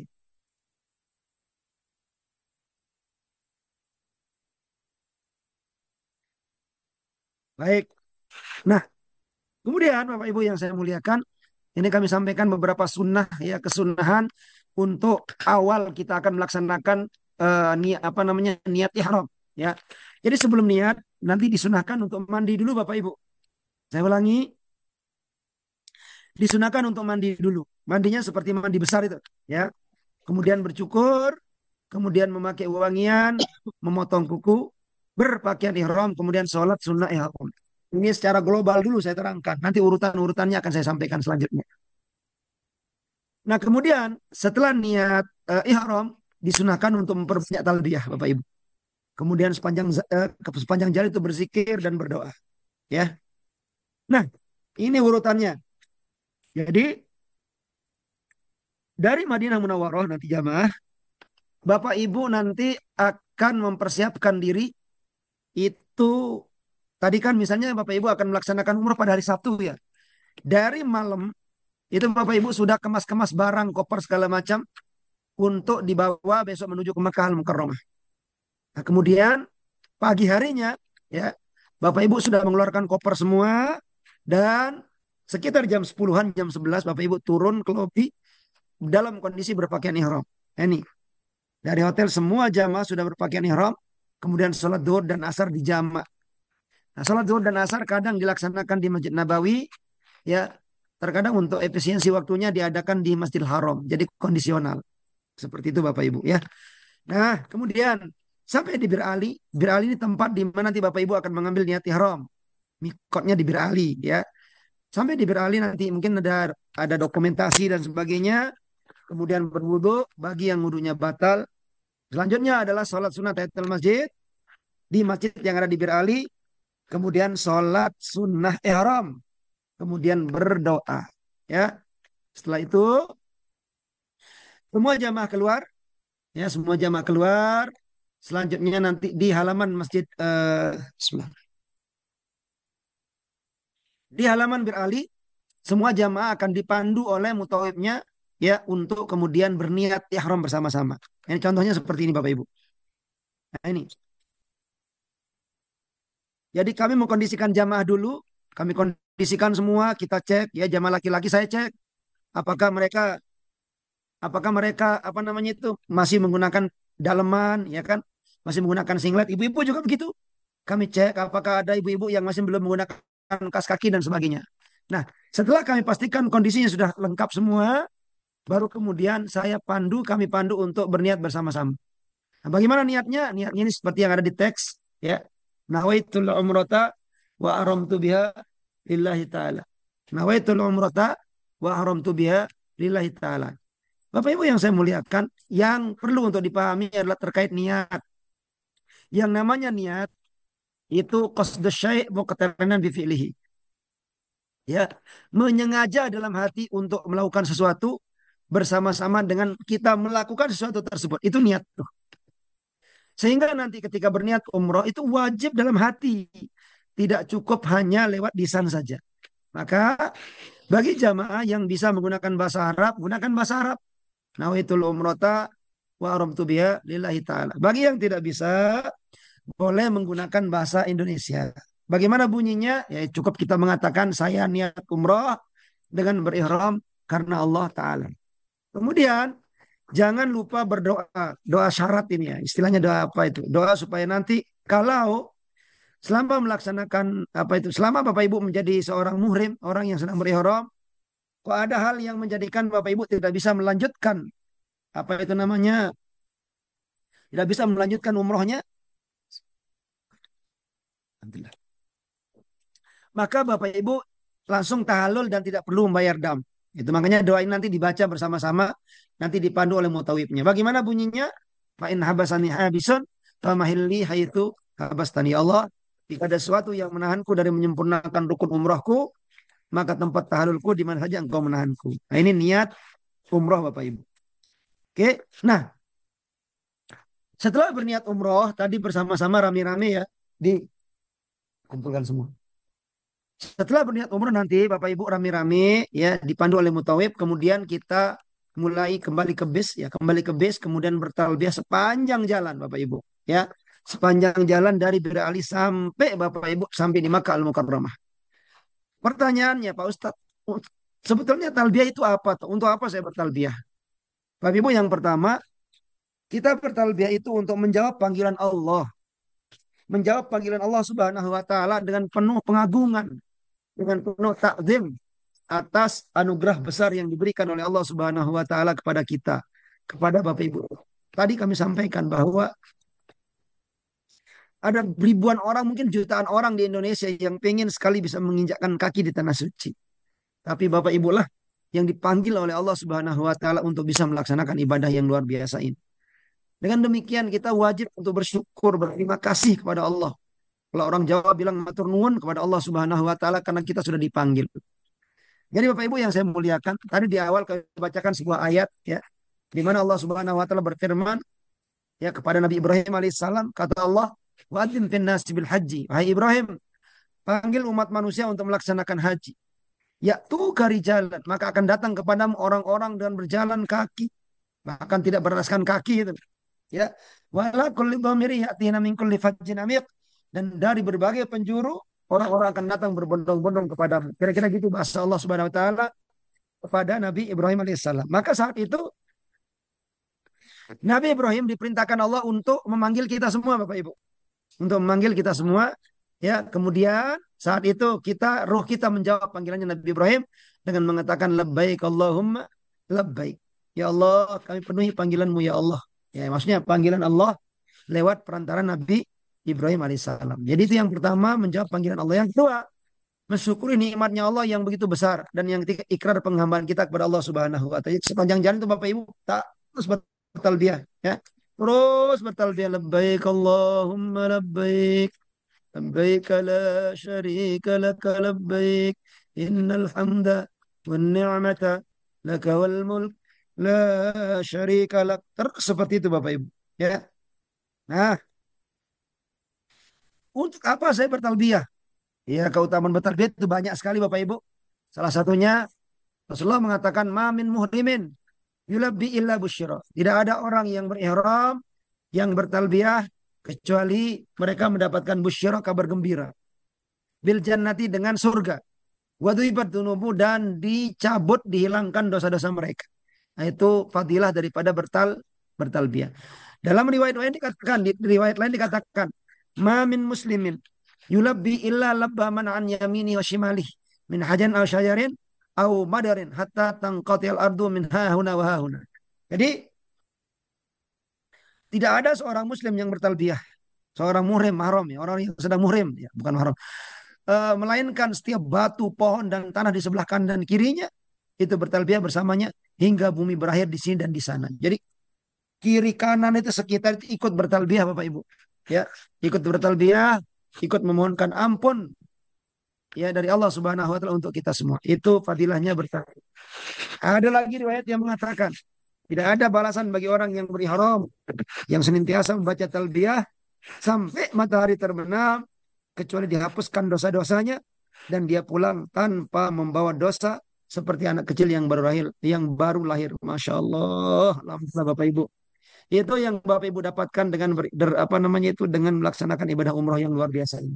Sehingga sekali lagi kami ingatkan Bapak Ibu, tolong ketika melaksanakan ibadah umroh lagi nanti, ya, ketika melaksanakan ibadah umrohnya yang khusyuk, yang tenang, ya, yang sabar, dan lakukan hal-hal yang kami sampaikan ini. Baik, selanjutnya larangan saat umroh. Ini penting untuk diketahui larangan-larangan ini. Larangan di sini kami bagi menjadi tiga. Yang pertama larangan khusus pria. Monggo Pak, silakan diperhatikan Pak. Untuk bapak-bapak dilarang menggunakan pakaian berjahit. Ya, haram hukumnya. Kalau dilanggar nanti kena dam. Yang kedua, yang kedua dilarang memakai sepatu atau sandal yang menutupi mata kaki, yang sampai menutupi mata kaki. Dan yang ketiga menutup kepala dengan apapun. Mau dengan topi, mau dengan serban, mau dengan apapun, haram hukumnya melakukan yang tiga ini bagi bapak-bapak. Ini Pak, giling-giling Pak, ingat-ingat. Kemudian bagi wanita, haram menggunakan cadar, tidak boleh bercadar. Ya, kemudian tidak diperbolehkan menggunakan kaos tangan, tidak boleh menggunakan kaos tangan. Nah, selanjutnya adalah larangan saat umroh untuk laki-laki dan perempuan. Nah, ini saya bagi jadi tiga, makanya saya bilang untuk laki-laki dan perempuan. Apa yang dilarang? Yang pertama dilarang memakai wewangian. Ya, dilarang memotong kuku dan rambut, memotong pohon, berburu, meminang. Biasanya nih meminang nih, ya. Jamaah-jamaah yang masih muda-muda sebenarnya kan agak-agak romantis gitu loh. Ya, kemudian calonnya dilamar di depan Ka'bah misalnya dalam kondisi berihram. Ya, nggak jadi romantis, Pak. Malah dapat dosa gitu kan. Karena dia sedang apa? Dia sudah melanggar larangan ihram seperti itu. Kemudian yang keenam menikah atau menikahkan. Ya, tidak diperbolehkan juga. Bahkan ada ulama yang mengatakan bahwa menikah di sini hukumnya tidak sah. Tapi kebanyakan juga berpendapat hukumnya sah, tapi dia berdosa dan wajib terkena dam. Seperti itu. Ya. Kemudian bercumbu Bapak Ibu. Ya, sering sekali nih jamaah-jamaah yang pengantin baru misalnya, ya kan? Itu di base kadang-kadang bercumbu rayu dengan istrinya. Ada yang ketika selesai tawaf itu paling sering tuh. Ya. Begitu selesai tawaf, salim-salim, peluk-pelukan dan sebagainya. Ini jangan dulu, ya. Sebaiknya jangan dulu, tunggu nanti kalau sudah tahallul. Itu yang ketujuh. Yang kedelapan Bapak Ibu, haram hukumnya bersetubuh jima. Ya, kalau ada yang melakukan yang satu ini bahkan hukumannya ini istimewa, beda sendiri. Kalau yang lain mungkin nyembelih kambing, kalau ini nyembelih onta. Bagi orang yang melakukan poin nomor 8. Jadi hati-hati nanti, gitu ya. Baik, kemudian yang sembilan bertengkar, berkata kotor dan lain-lain. Ini paling sering terjadi Bapak Ibu. Ya, sering terjadi di mana jamaah ya kontrolnya kurang. Ya, jadi misuh kata kalau orang Jawa bilang, sumpah serapahnya keluar semua. Jangan sampai kemudian kita melakukan hal tersebut, ya kan nanti akan menjadikan hilang pahala umroh kita. Ya sia-sia. Baik, macam-macam dam atau hukuman jika melanggar. Ini ada sekitar 5 jenis. Ada tertib takdil, tertib takdir, takhir takdir, dan takhir takdil. Ini panjang kali lebar. Ini kalau saya jelaskan nanti waktunya nggak ngatasi ya. Saya percepat saja. Nah ini dam. Di sini secara umum saya bagi menjadi dua Bapak Ibu. Ada dam karena pelanggaran berat, yaitu menyembelih 1 ekor onta. Dan ada dam karena pelanggaran ringan ataupun sedang. Dendanya ataupun damnya cukup menyembelih 1 ekor, 1 ekor kambing. Kira-kira seperti itu. Baik, selanjutnya Bapak Ibu, yaitu rukun umroh yang kedua. Apa yang kedua? Itu melaksanakan tawaf. Ya. Jadi ceritanya, Bapak Ibu sudah perjalanan menuju ke Mekah Al-Mukarramah. Sampai di Mekah nanti, apa itu namanya, koper-koper gak usah diurusi karena ada tim kami yang ngurusi. Kemudian Bapak Ibu, biasanya kalau kita sampai di Mekah itu malam hari Bapak Ibu. Ya, Bapak Ibu langsung makan malam. Setelah itu turun lagi ngambil kopernya, masukkan ke kamar masing-masing, wudhu di kamar bagi yang batal wudhunya, kemudian berkumpul lagi di lobi untuk melanjutkan rukun yang kedua yaitu tawaf. Nah ini sedikit gambarnya nih, ya. Ini pintu masuk Ka'bah, pintu masuk Masjidil Haram. Biasanya nanti mutawif akan mengkondisikan jamaah, kemudian masuk masjid jangan lupa berdoa Bapak Ibu, ya. Jadi, tenang aja. Biasanya sebelum masuk itu mutawif membarisi jamaah. Jamaah dibikin barisan panjang, kemudian nanti diarahkan untuk masuk bersama-sama ke area Ka'bah. Oke. Selanjutnya menuju area tawaf. Jangan lupa ketika melihat Ka'bah berdoa saat melihatnya. Nah, ini doanya Bapak Ibu ya. Doa ketika masuk masjid, Allahumma antas salam wa minkas salam wa ilaika ya'udus salam fa hayyina rabbana bis salam wa dakhilna al jannata daras salam tabarak rabbana wa ta'ala ya dzal jalali wal ikram. Ya. Bismillah alhamdulillah. Wassalatu wassalamu ala Rasulillah. Allahumma ighfir li dzunubi waftah li abwaaba rahmatika. Ini yang versi Arabnya Bapak Ibu. Kalau Bapak Ibu misalnya kesulitan baca Arabnya, cukup apa namanya itu berdoa sebisanya saja, ya. Doa sebisanya saja dan kalaupun tidak berdoa tidak apa-apa karena tidak akan berdampak pada sah atau tidaknya ibadah umrohnya. Gitu. Kemudian doa saat melihat Ka'bah jangan lupa ya doanya Allahumma zid adal baita tasyrifan wa ta'ziman wa takriman wa mahabatan wa zid man syarafahu wa karramahu mimman hajahu aw yatamarahu tasyrifan wa ta'ziman wa takriman wa birrah. Nah, ini doanya Bapak Ibu. Baik. Selanjutnya adalah kami perkenalkan sedikit area-area Ka'bah ya. Ini mungkin Bapak Ibu sudah tahu, tapi ya nggak apa-apa diulang lagi. Pertama Hajar Aswad. Pertama Hajar Aswad. Nah, Hajar Aswad ini biasanya dijaga polisi. Jadi niteninya itu kalau orang Jawa bilang itu gampang, ya.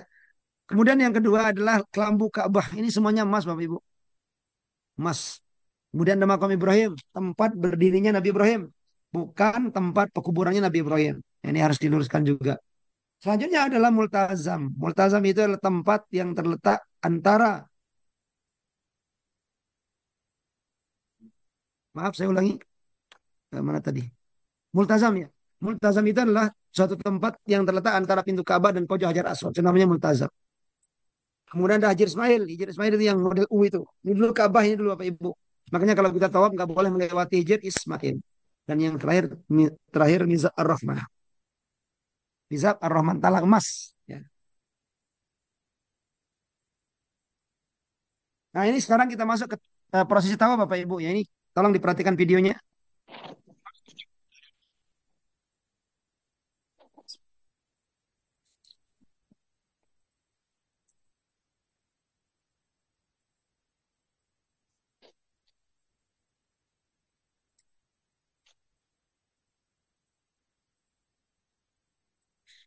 Hmm.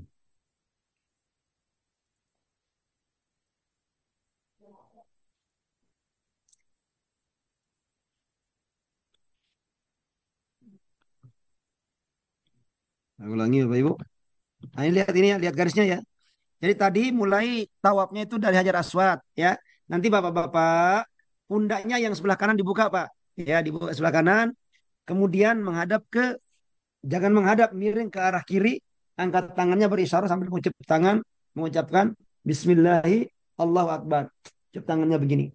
Sunahnya begitu, berisyarah ya. Kemudian untuk doa mengelilingi Ka'bah itu bebas Bapak Ibu. Doanya bebas. Ada satu doa saja yang masyru, yang disunahkan, yaitu doa dari ini yang biru-biru ini, yang garis biru ya. Ini pojok ini namanya Hijr Ismail. Ah, sorry. Nama pojok ini namanya rukun hmm, Yamani namanya ya. Rukun rukun Yamani. Nah, dari rukun Yamani ini nanti Bapak Ibu berdoa yang biru ini doanya Rabbana atina fid dunya hasanah fil akhirati hasanah wa qina adzabannar. Ini sampai sini nih. Nah, sampai merah Hajar Aswad kan, angkat tangan lagi. Angkat tangan lagi 3 kali sambil dikecup tangannya, kemudian lanjut lagi perjalanannya. Seperti itu terus, seperti itu sampai 7 kali, 7 kali putaran. Nah ini contoh manusia ini kuat ya ketika melaksanakan ibadah.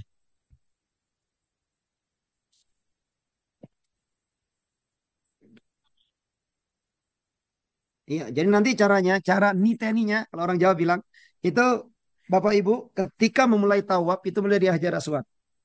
Kalau tidak kelihatan Hajar Aswad, Bapak Ibu bisa ngelihat ke sebelah kanan. Nanti ada lampu hijau di situ. Nah, ketika sejajar dengan lampu hijau, baru Bapak Ibu angkat tangan mengucapkan Bismillahi Allahu Akbar. Nah, dari situlah awal mula apa namanya itu tawafnya di situ. Jadi dihitung mulai sejak dari Hajar Aswad. Seperti itu Bapak Ibu. Ya, baik. Selanjutnya adalah sholat sunnah tawaf 2 rakaat. Kapan dilaksanakan? Ketika selesai melaksanakan tawaf. Jadi sholat sunnah tawaf 2 rakaat. Di rakaat pertama membaca suratul Fatihah setelah Fatihah kemudian Al-Kafirun, rakaat kedua setelah Fatihah Al Al-Ikhlas seperti itu. Udah.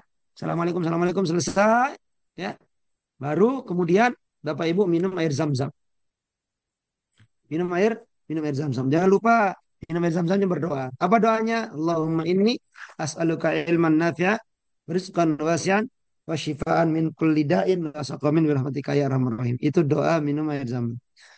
Ya, kemudian selanjutnya kalau sudah selesai minum air zam-zam, biasanya kita diajak apa dokumentasi Bapak Ibu, dokumentasi foto-foto dan sebagainya, baru kemudian lanjut ke tempat sa'i. Nih sa'i nih, yang ketiga, ini sa'i ya.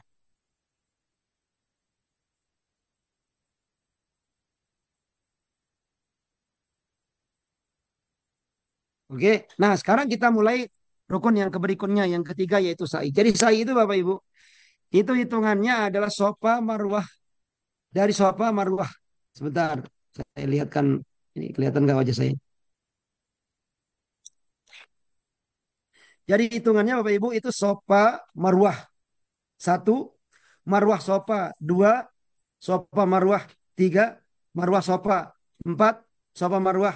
Lima, marwah sofa. Enam, sofa marwah. Tujuh. Jadi mulai dari sofa satu nanti akhirnya tujuh di Bukit Marwah. Jangan sampai salah Bapak Ibu ya. Soalnya kami pernah punya jamaah itu mutarnya sampai 14 kali putaran. Jadi sofa marwah sofa satu, sofa marwah sofa dua, sofa marwah sofa tiga. Dia bilang sama saya, Pak Ustadz, gimana Bu? Itu sa'i itu sebetulnya berapa putaran tuh Pak Ustadz? Saya bilang tujuh, lu bukannya 14 Pak Ustadz. Tujuh Bu. Aku lo diajak sama Bu Kaji 14 kali putaran katanya.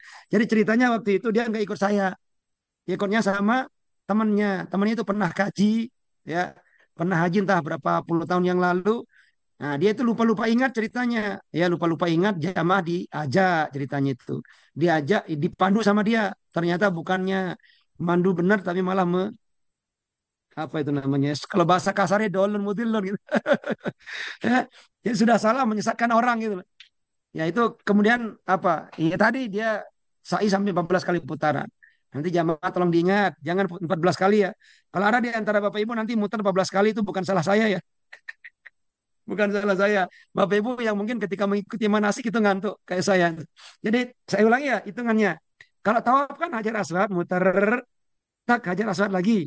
Oke, muter lagi Hajar Aswad lagi itu udah. Itu seperti itu. Tapi kalau sa'i enggak. Kalau sa'i sofa marwah satu, marwah sofa dua gitu. Terus seperti itu. Nanti sofa marwah sofa misalnya 6, sofa marwah 7 terakhir di Bukit Marwah. Ya kira-kira seperti itu cara ngitungnya untuk sa'i. Apa kesunahannya? Sa'i itu nanti sunahnya ketika di tengah-tengah lampu hijau ya, itu bersihkan.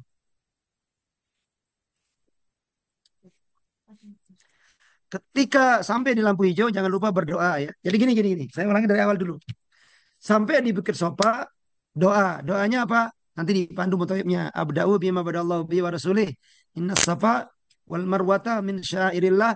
Faman hajjal baita awi atamara fala junaha alaihi ayyat tawafa bihima.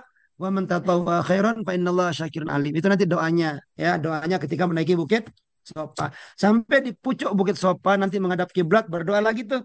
Ya, setelah selesai berdoa kemudian menuju ke bukit Marwah. Di antara bukit Sofa dan Marwah ada lampu hijau seperti di gambar ini, gambar tengah-tengah ini, lampu hijau. Nah, di lampu hijau ini nanti Bapak Ibu berdoa. Doanya apa? Ini saya tuliskan Rabbighfir warham wa'fu wa takarram wa tajawaz amma ta'lam innaka ta'lamu ma la na'lam innaka antallahul azzul akram. Seperti itu doanya, ya. Kemudian lanjut ke Bukit Marwah. Ya, di Bukit Marwah juga begitu. Doanya inna safa wal marwata min syair dan seterusnya. Terus muter sampai 7 putaran, ya. Nah, ini di lampu hijau nih. Seperti ini nanti. Sunahnya sambil berlari kecil Bapak Ibu.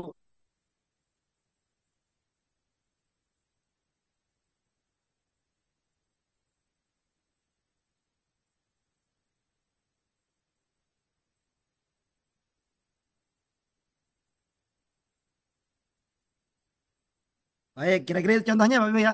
Itu nanti doa itu dibaca ketika kita berada di lampu hijau itu, ya. Nah, sekarang kita masuk ke rukun yang terakhir yaitu tahallul, bercukur. Bercukur di sini ada dua, ada yang memotong sebagian rambut saja. Nah, abdolnya nanti dicukur sampai dengan gundul. Bagi wanita jangan tahallul di depan laki-laki yang bukan mahram. Sebaiknya dipotong oleh sesama wanita. Baik, terakhir pesan penutup dari kami Bapak Ibu. Sekali lagi nih saya ingatkan, kita saling mengingatkan. Ibadah yang akan kita laksanakan ini ibadah yang sangat besar sekali manfaatnya. Ibadah yang sangat besar sekali faedahnya. Apa itu namanya? Fadilahnya. Bahkan Rasulullah mengatakan, laisalahu jazaun ilal jannah. Tidak ada balasan kecuali sorga. Artinya apa Bapak Ibu? Bapak Ibu yang benar-benar melaksanakan ibadah umrah ini dengan khusyuk, dengan tenang, dengan ilmu, dengan sabar, ya, sesuai dengan caranya, maka kalau umrohnya mabrur, maka bisa dipastikan Bapak Ibu calon-calon penduduk surga semua. Allah. Ya, tapi syaratnya tadi tuh, ya, dijaga benar-benar larangan-larangannya. Jangan biarkan pahala besar dari Allah terbuang sia-sia Bapak Ibu. Terbuang sia-sia apa? Terbuang karena kita banyak melakukan pelanggaran. Maka ada 3 pelanggaran. Ini yang saya garis bawahi. Sebab ini yang bilang bukan saya. Ini yang bilang langsung Allah Subhanahu wa taala. Apa kata Allah? Ya, kata Allah, al-hajju asyurun ma'lumat. Am fardha fihi al-hajja fala rafatha wala fusuqa wala jidala fil hajj. Jadi ada 3 larangan yang sangat merusak sekali pahala kita. Apa yang pertama adalah rapes. Rapes itu omongan-omongan yang tidak pantas. Omongan-omongan jorok Bapak Ibu. Yang mengarah kepada syahwat kemaksiatan itu rapes namanya tuh. Ya nanti kena dam. Yang kedua adalah pusuk. Pusuk itu pasek kelakuan-kelakuan yang tidak pantas.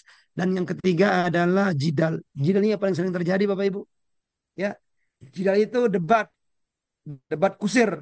Ya, ya kadang-kadang ada jamaah yang dari golongan orang, ya ada orang awam kan gitu. Ada orang awam, ada orang ada orang berilmu. Nah, kadang-kadang ada di antara jamaah mungkin yang meyakini sesuatu yang berbeda. Ya, contoh saja lah misalnya, ada yang sebelahnya misalnya kalau salat subuh kunutan, yang sebelahnya tidak kunutan. Akhirnya kemudian dijadikan sebagai bahan apa namanya bahan berdebat satu dengan yang lain. Nah, ini apa itu? Hati-hati Bapak Ibu. Jadi saat benar jaga benar pokoknya ya dari 3 ini rapas, busuk dan jidal. Oke, oke, hatam. Alhamdulillah. Ya, itu Bapak Ibu ya. Semoga apa yang kami sampaikan jelas dan selanjutnya akan saya jawab pertanyaan di kolom komentar. Sebentar. Kita mulai dulu. Bismillah. Ini sampai dari mana nih? Karena sudah tidak bisa pakai audio. Oke. Saya juga tanggal 11 ingat saya di ITIN. Oh, oke. Di sini ada yang beragam. Mana sih? Saat jika datang bulan ketika ihram bagaimana? Kalau datang bulan ketika ihram ya ini tahallul. Maksudnya berhenti sudah. Berhenti di situ. Jangan melanjutkan lagi umrohnya karena tidak diperbolehkan.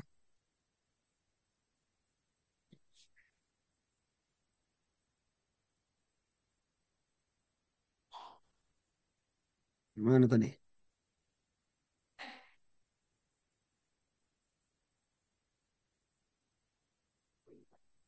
Allah. Materi manasiknya bisa diulang lagi kembali di grup. Enggak ya bisa, nanti akan di-share di grup Bapak Ibu.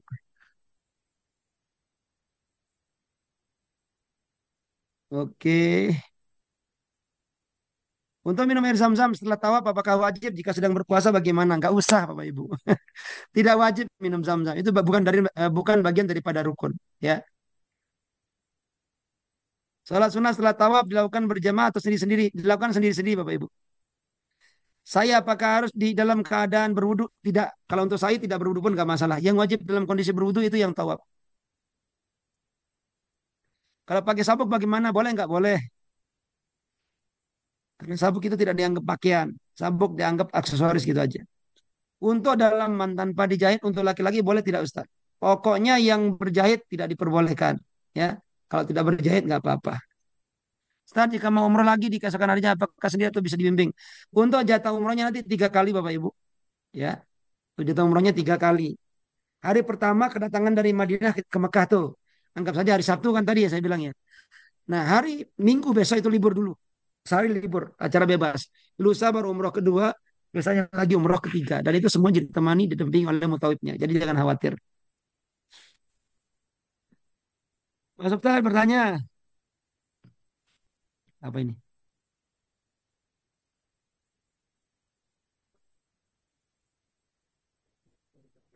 Laki-laki tak tahu menggunakan gendongan untuk gendong bayi, boleh-boleh. Jika mau umroh lagi, Ustaz bertanya barangkali kita diberi kesempatan umroh. Selama kita di sana kita rencana mau badalkan umroh untuk almarhumah. Mau nggak apa-apa? Boleh. Bila kentur saat tawaf dan saya bagaimana? Kalau saya nggak apa-apa. Kalau tawaf harus wudhu lagi, Bapak Ibu. Ya, nanti berwudhu lagi karena tawaf itu seperti sholat. Tidak boleh dilakukan tanpa berwudhu. Lanjut. Saat tawaf bolehkah pegangan dengan istri atau dengan pasangan dengan suami? Sebaiknya jangan. Tapi kalau pertanyaan boleh nggak? Boleh, nggak apa-apa. Asal jangan syahwat. Kemudian tidak ada audio bagaimana Ustadz untuk kami yang belum bisa bacaannya. Yes, cukup modal amin saja, Bu. Apa siapa? Pak Aris ya. Modal amin aja pas. Pokoknya imam apa itu namanya? Mutawibnya bilang Allahumma, Pak bilang amin. Ya kan? Inna nas'aluka amin. Dan seterusnya tuh amin, oman amin pokoknya. Oman amin terus ya. Jadi tenang saja, tidak akan berpengaruh kepada apa namanya itu keabsahan ibadah umrohnya. Oke, saya belum dimasukkan ke grup jika jarak hotel, jarak hotel.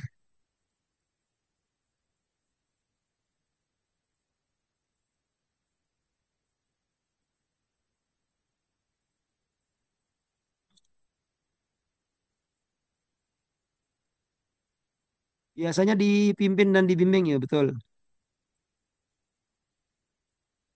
Pak, untuk badal umroh bagaimana Ustaz? Badal umroh ya tadi sudah saya katakan. Jadi badal umroh itu ketentuannya tiga Bapak Ibu ya. Jadi mohon kalau ada yang kurang tepat saya mohon diluruskan. Yang pertama ini pendapat mayoritas bahwa boleh membadalkan orang tua kita yang sudah meninggal dunia. Itu satu. Yang kedua boleh membadalkan orang yang sakitnya itu parah banget, sudah tidak ada harapan sembuh. Istighfar matinya pokoknya itu boleh dibadalkan. Dan yang ketiga orang yang sudah tua renta yang tidak akan bisa dia berangkat ke tanah suci itu boleh untuk dibadalkan. Kira-kira seperti itu.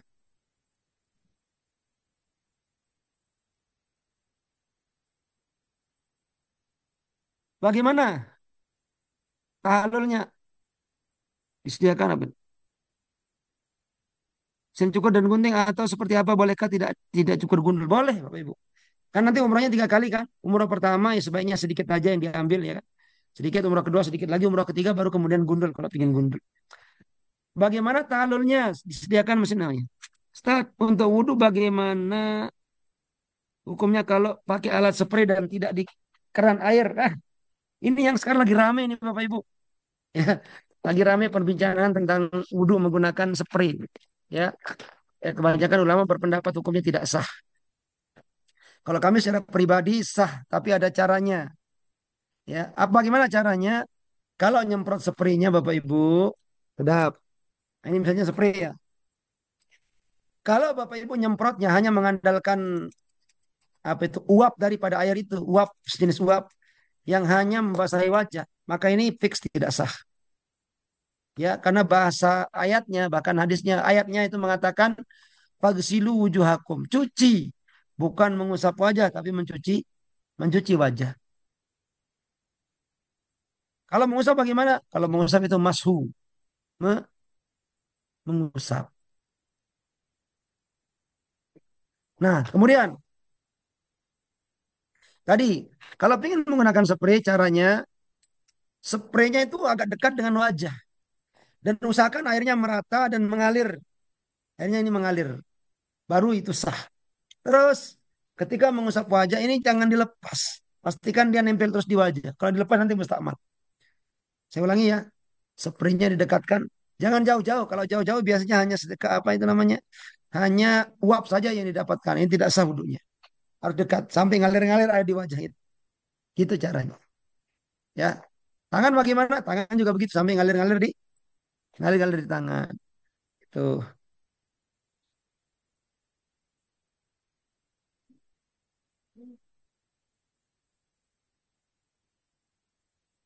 Saat izin bertanya, sholat di pesawat kalau sudah masuk waktu. Sholat di pesawat ada perbedaan pendapat ulama Bapak Ibu. Ya, mayoritas berpendapat Imam Syafi'i terutama bahwa sholat di atas pesawat itu sholatnya tidak sah. Kenapa? Satu, karena pesawat tidak mutasil dengan bumi. Itu yang pertama. Kemudian eh, yang kedua, kita agak kesulitan menemukan air. Ya, kesulitan menemukan air. Sehingga bahkan tayamum di pesawat pun tayamum di pesawat pun itu meragukan. Kenapa? Tayamum itu kan kita pakai debu ya. Sementara pesawat itu masa ada debunya. Clear kan? Itu pesawat. Jadi kalau saya secara pribadi ya sholatnya tetap laksanakan sholat semampunya. Tapi niatnya hormati waktu, menghormati menghormati waktu. Nah, kira-kira seperti itu.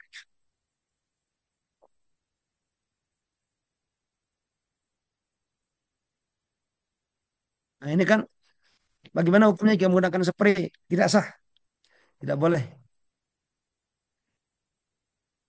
Tadi cuma bertanya sholat di pesawat kalau sudah ya umrah full Ramadan umrohnya sampai ini. Apakah akan dipimpin Nabi Musa? Ya dipimpin. Terus dibimbing pokoknya.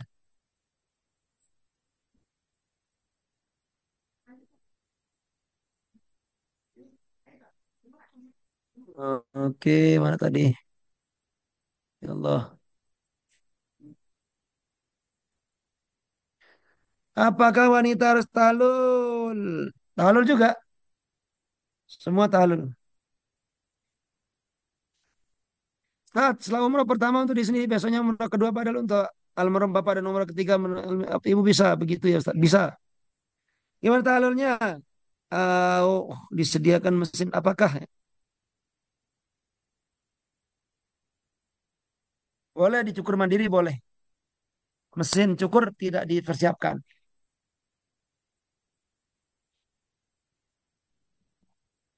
Baju umrah untuk perempuan kayak gimana ya? Intinya polos Ibu. Intinya polos, jangan pakai yang apa itu namanya, yang banyak tulisan-tulisannya tulis nama partai lah segala macam itu jangan. Biar khusyuk.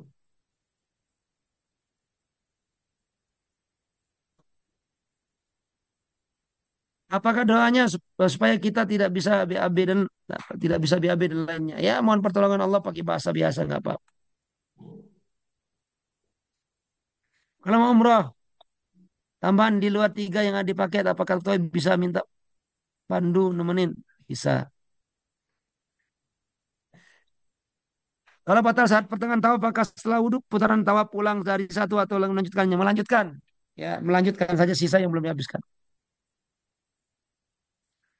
Saat kalau mau sholat tahajud apa harus bersama kelompok atau boleh mandiri berangkatnya? Mandiri, boleh mandiri.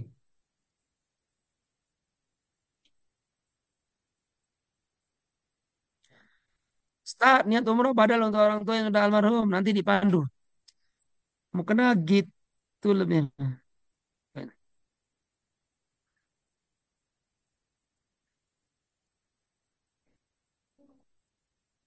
Saya tawaf sambil bawa tas, boleh nggak Ustaz? Boleh.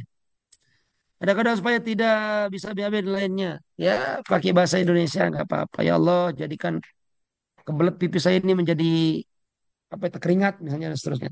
Jadi boleh-boleh saja.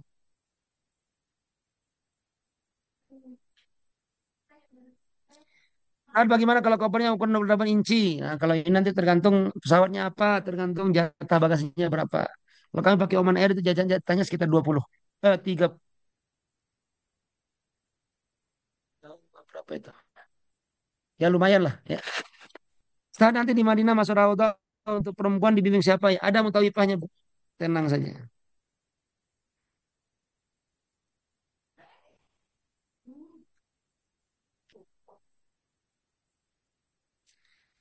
Saat saya tawaf terpotong dengan waktu sholat wajib wajib bagaimana? Ya nggak apa-apa, potong nanti tinggal dilanjutkan.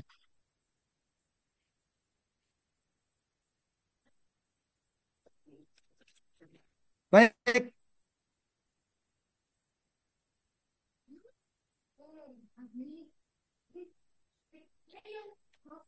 Ustaz itu umroh kedua, ketiga tetap mandi besar ya, mandi sunnah itu tadi, kayak mandi besar tadi. Ustaz tadi kan sebelum berangkat umroh disarankan mandi dan pakai wangian. Apakah boleh Pak Ustaz? Boleh, asal belum niat ihram. Asal belum niat ya boleh.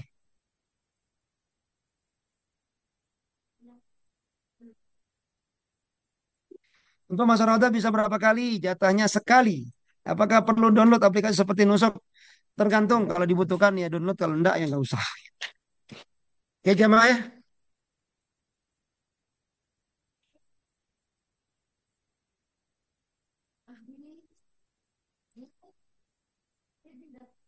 Ustaz, apakah kita sudah tawaf 3 kali lalu batal? Apakah harus ulang dari satu lagi? Ini pertanyaan tadi sudah saya sampaikan.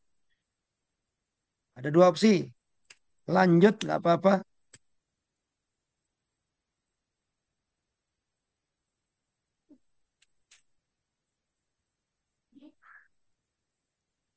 Saat kalau tawaf bersinggolan dengan laki-laki apakah batal wudhunya? Sebentar, sebentar. Oh boleh ya berarti pas sudah niat ihram masih wangi nggak apa-apa ya. Boleh asalkan minyak wanginya digunakan sebelum niat. Boleh, tapi kalau sudah niat hukumnya tidak diperbolehkan. Saat tawaf tersenggol dengan laki-laki apakah batal wudhunya? Kalau Imam Syafi'i batal. Makanya nanti caranya Bapak Ibu ya, niat intiqalul madhab, ganti madhab ya. Tapi kalau ingin lebih maram lagi ya sekalian ganti semuanya.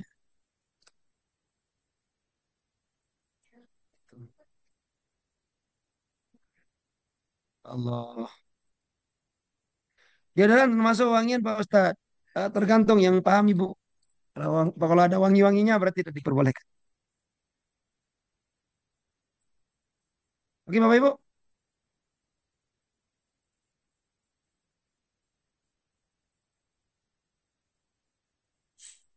Allah karim ya Allah.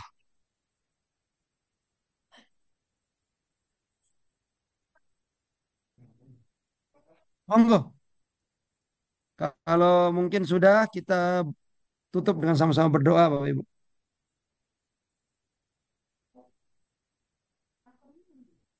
Kalau diketik saja.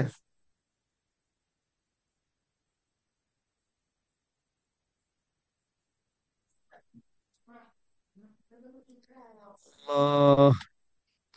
Kalau tahu kelebihan apakah sah Ustaz? Sah, nggak apa-apa. Daripada kekurangan, mendingan kelebihan. Ustaz, kalau talul untuk perempuan harus dipotong sisi kanan kiri atau hanya satu sisi. Bebas, kanan kiri atas bawah bebas. Yang penting minimal tadi rambutnya kena 3.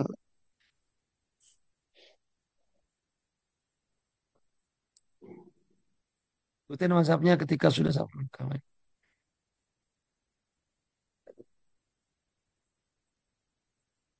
Kelas, apakah bisa masuk sholat di Masjid Ismail? Ya bisa tapi ngantri luar biasa. Ya, antriannya luar biasa. Masih pakai.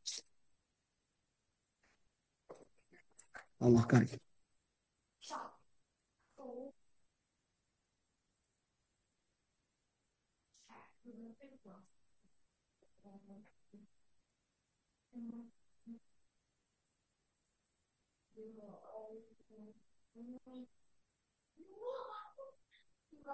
Nah, Bapak Ibu, kalau sudah ada kita tutup.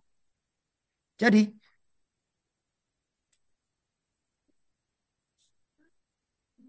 Kain ihram bawa satu aja apa boleh bawa dua? Boleh, Ustaz. Satu apa untuk perempuan apakah telapak tangan boleh tertutup telapak tangan? Nggak boleh. Kain ihram ini kebuka semua nih bawah atas nih. Tidak boleh. Jadi kalau nggak hafal doanya nggak mempengaruhi umrohnya ya Ustaz. Nggak, sama sekali nggak. Ustaz, untuk talon perempuan bolehkah dipotong rambut dengan suami?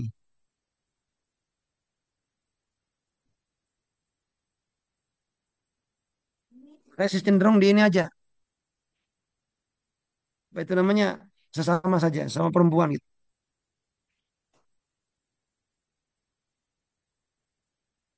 Allah. Apa ada buku panduannya Ustaz? Ada insya Allah.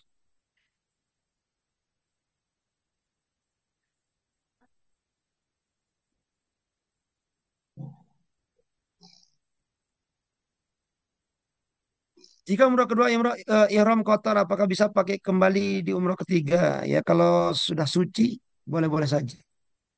Kadang-kadang yang kotor ditanya kotor, tapi dia tetap suci. Yang repot itu kelihatan apa bersih tapi tidak suci.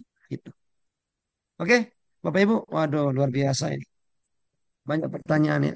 Ini udah jam 10, mungkin jamaah sudah pada ngantuk. Ya, nanti untuk pertanyaan-pertanyaan yang lain bisa ditanyakan di kolom komentar. Bisa ditanyakan di grup, maaf ya, di grup. Langsung japri saya juga nggak apa-apa. Ya, intinya semoga semua jamaah umrohnya berjalan dengan lancar, semuanya diberikan kesehatan oleh Allah Subhanahu wa taala dan mendapatkan apa itu namanya umroh yang mabrur yang berbalas dengan surganya Allah Subhanahu wa taala. Semoga kita berdoa dulu Bapak Ibu. Semoga pertemuan kita malam hari ini dirahmati diridhoi Allah Subhanahu wa taala. Al-Fatihah. A'udzubillahi minasyaitonir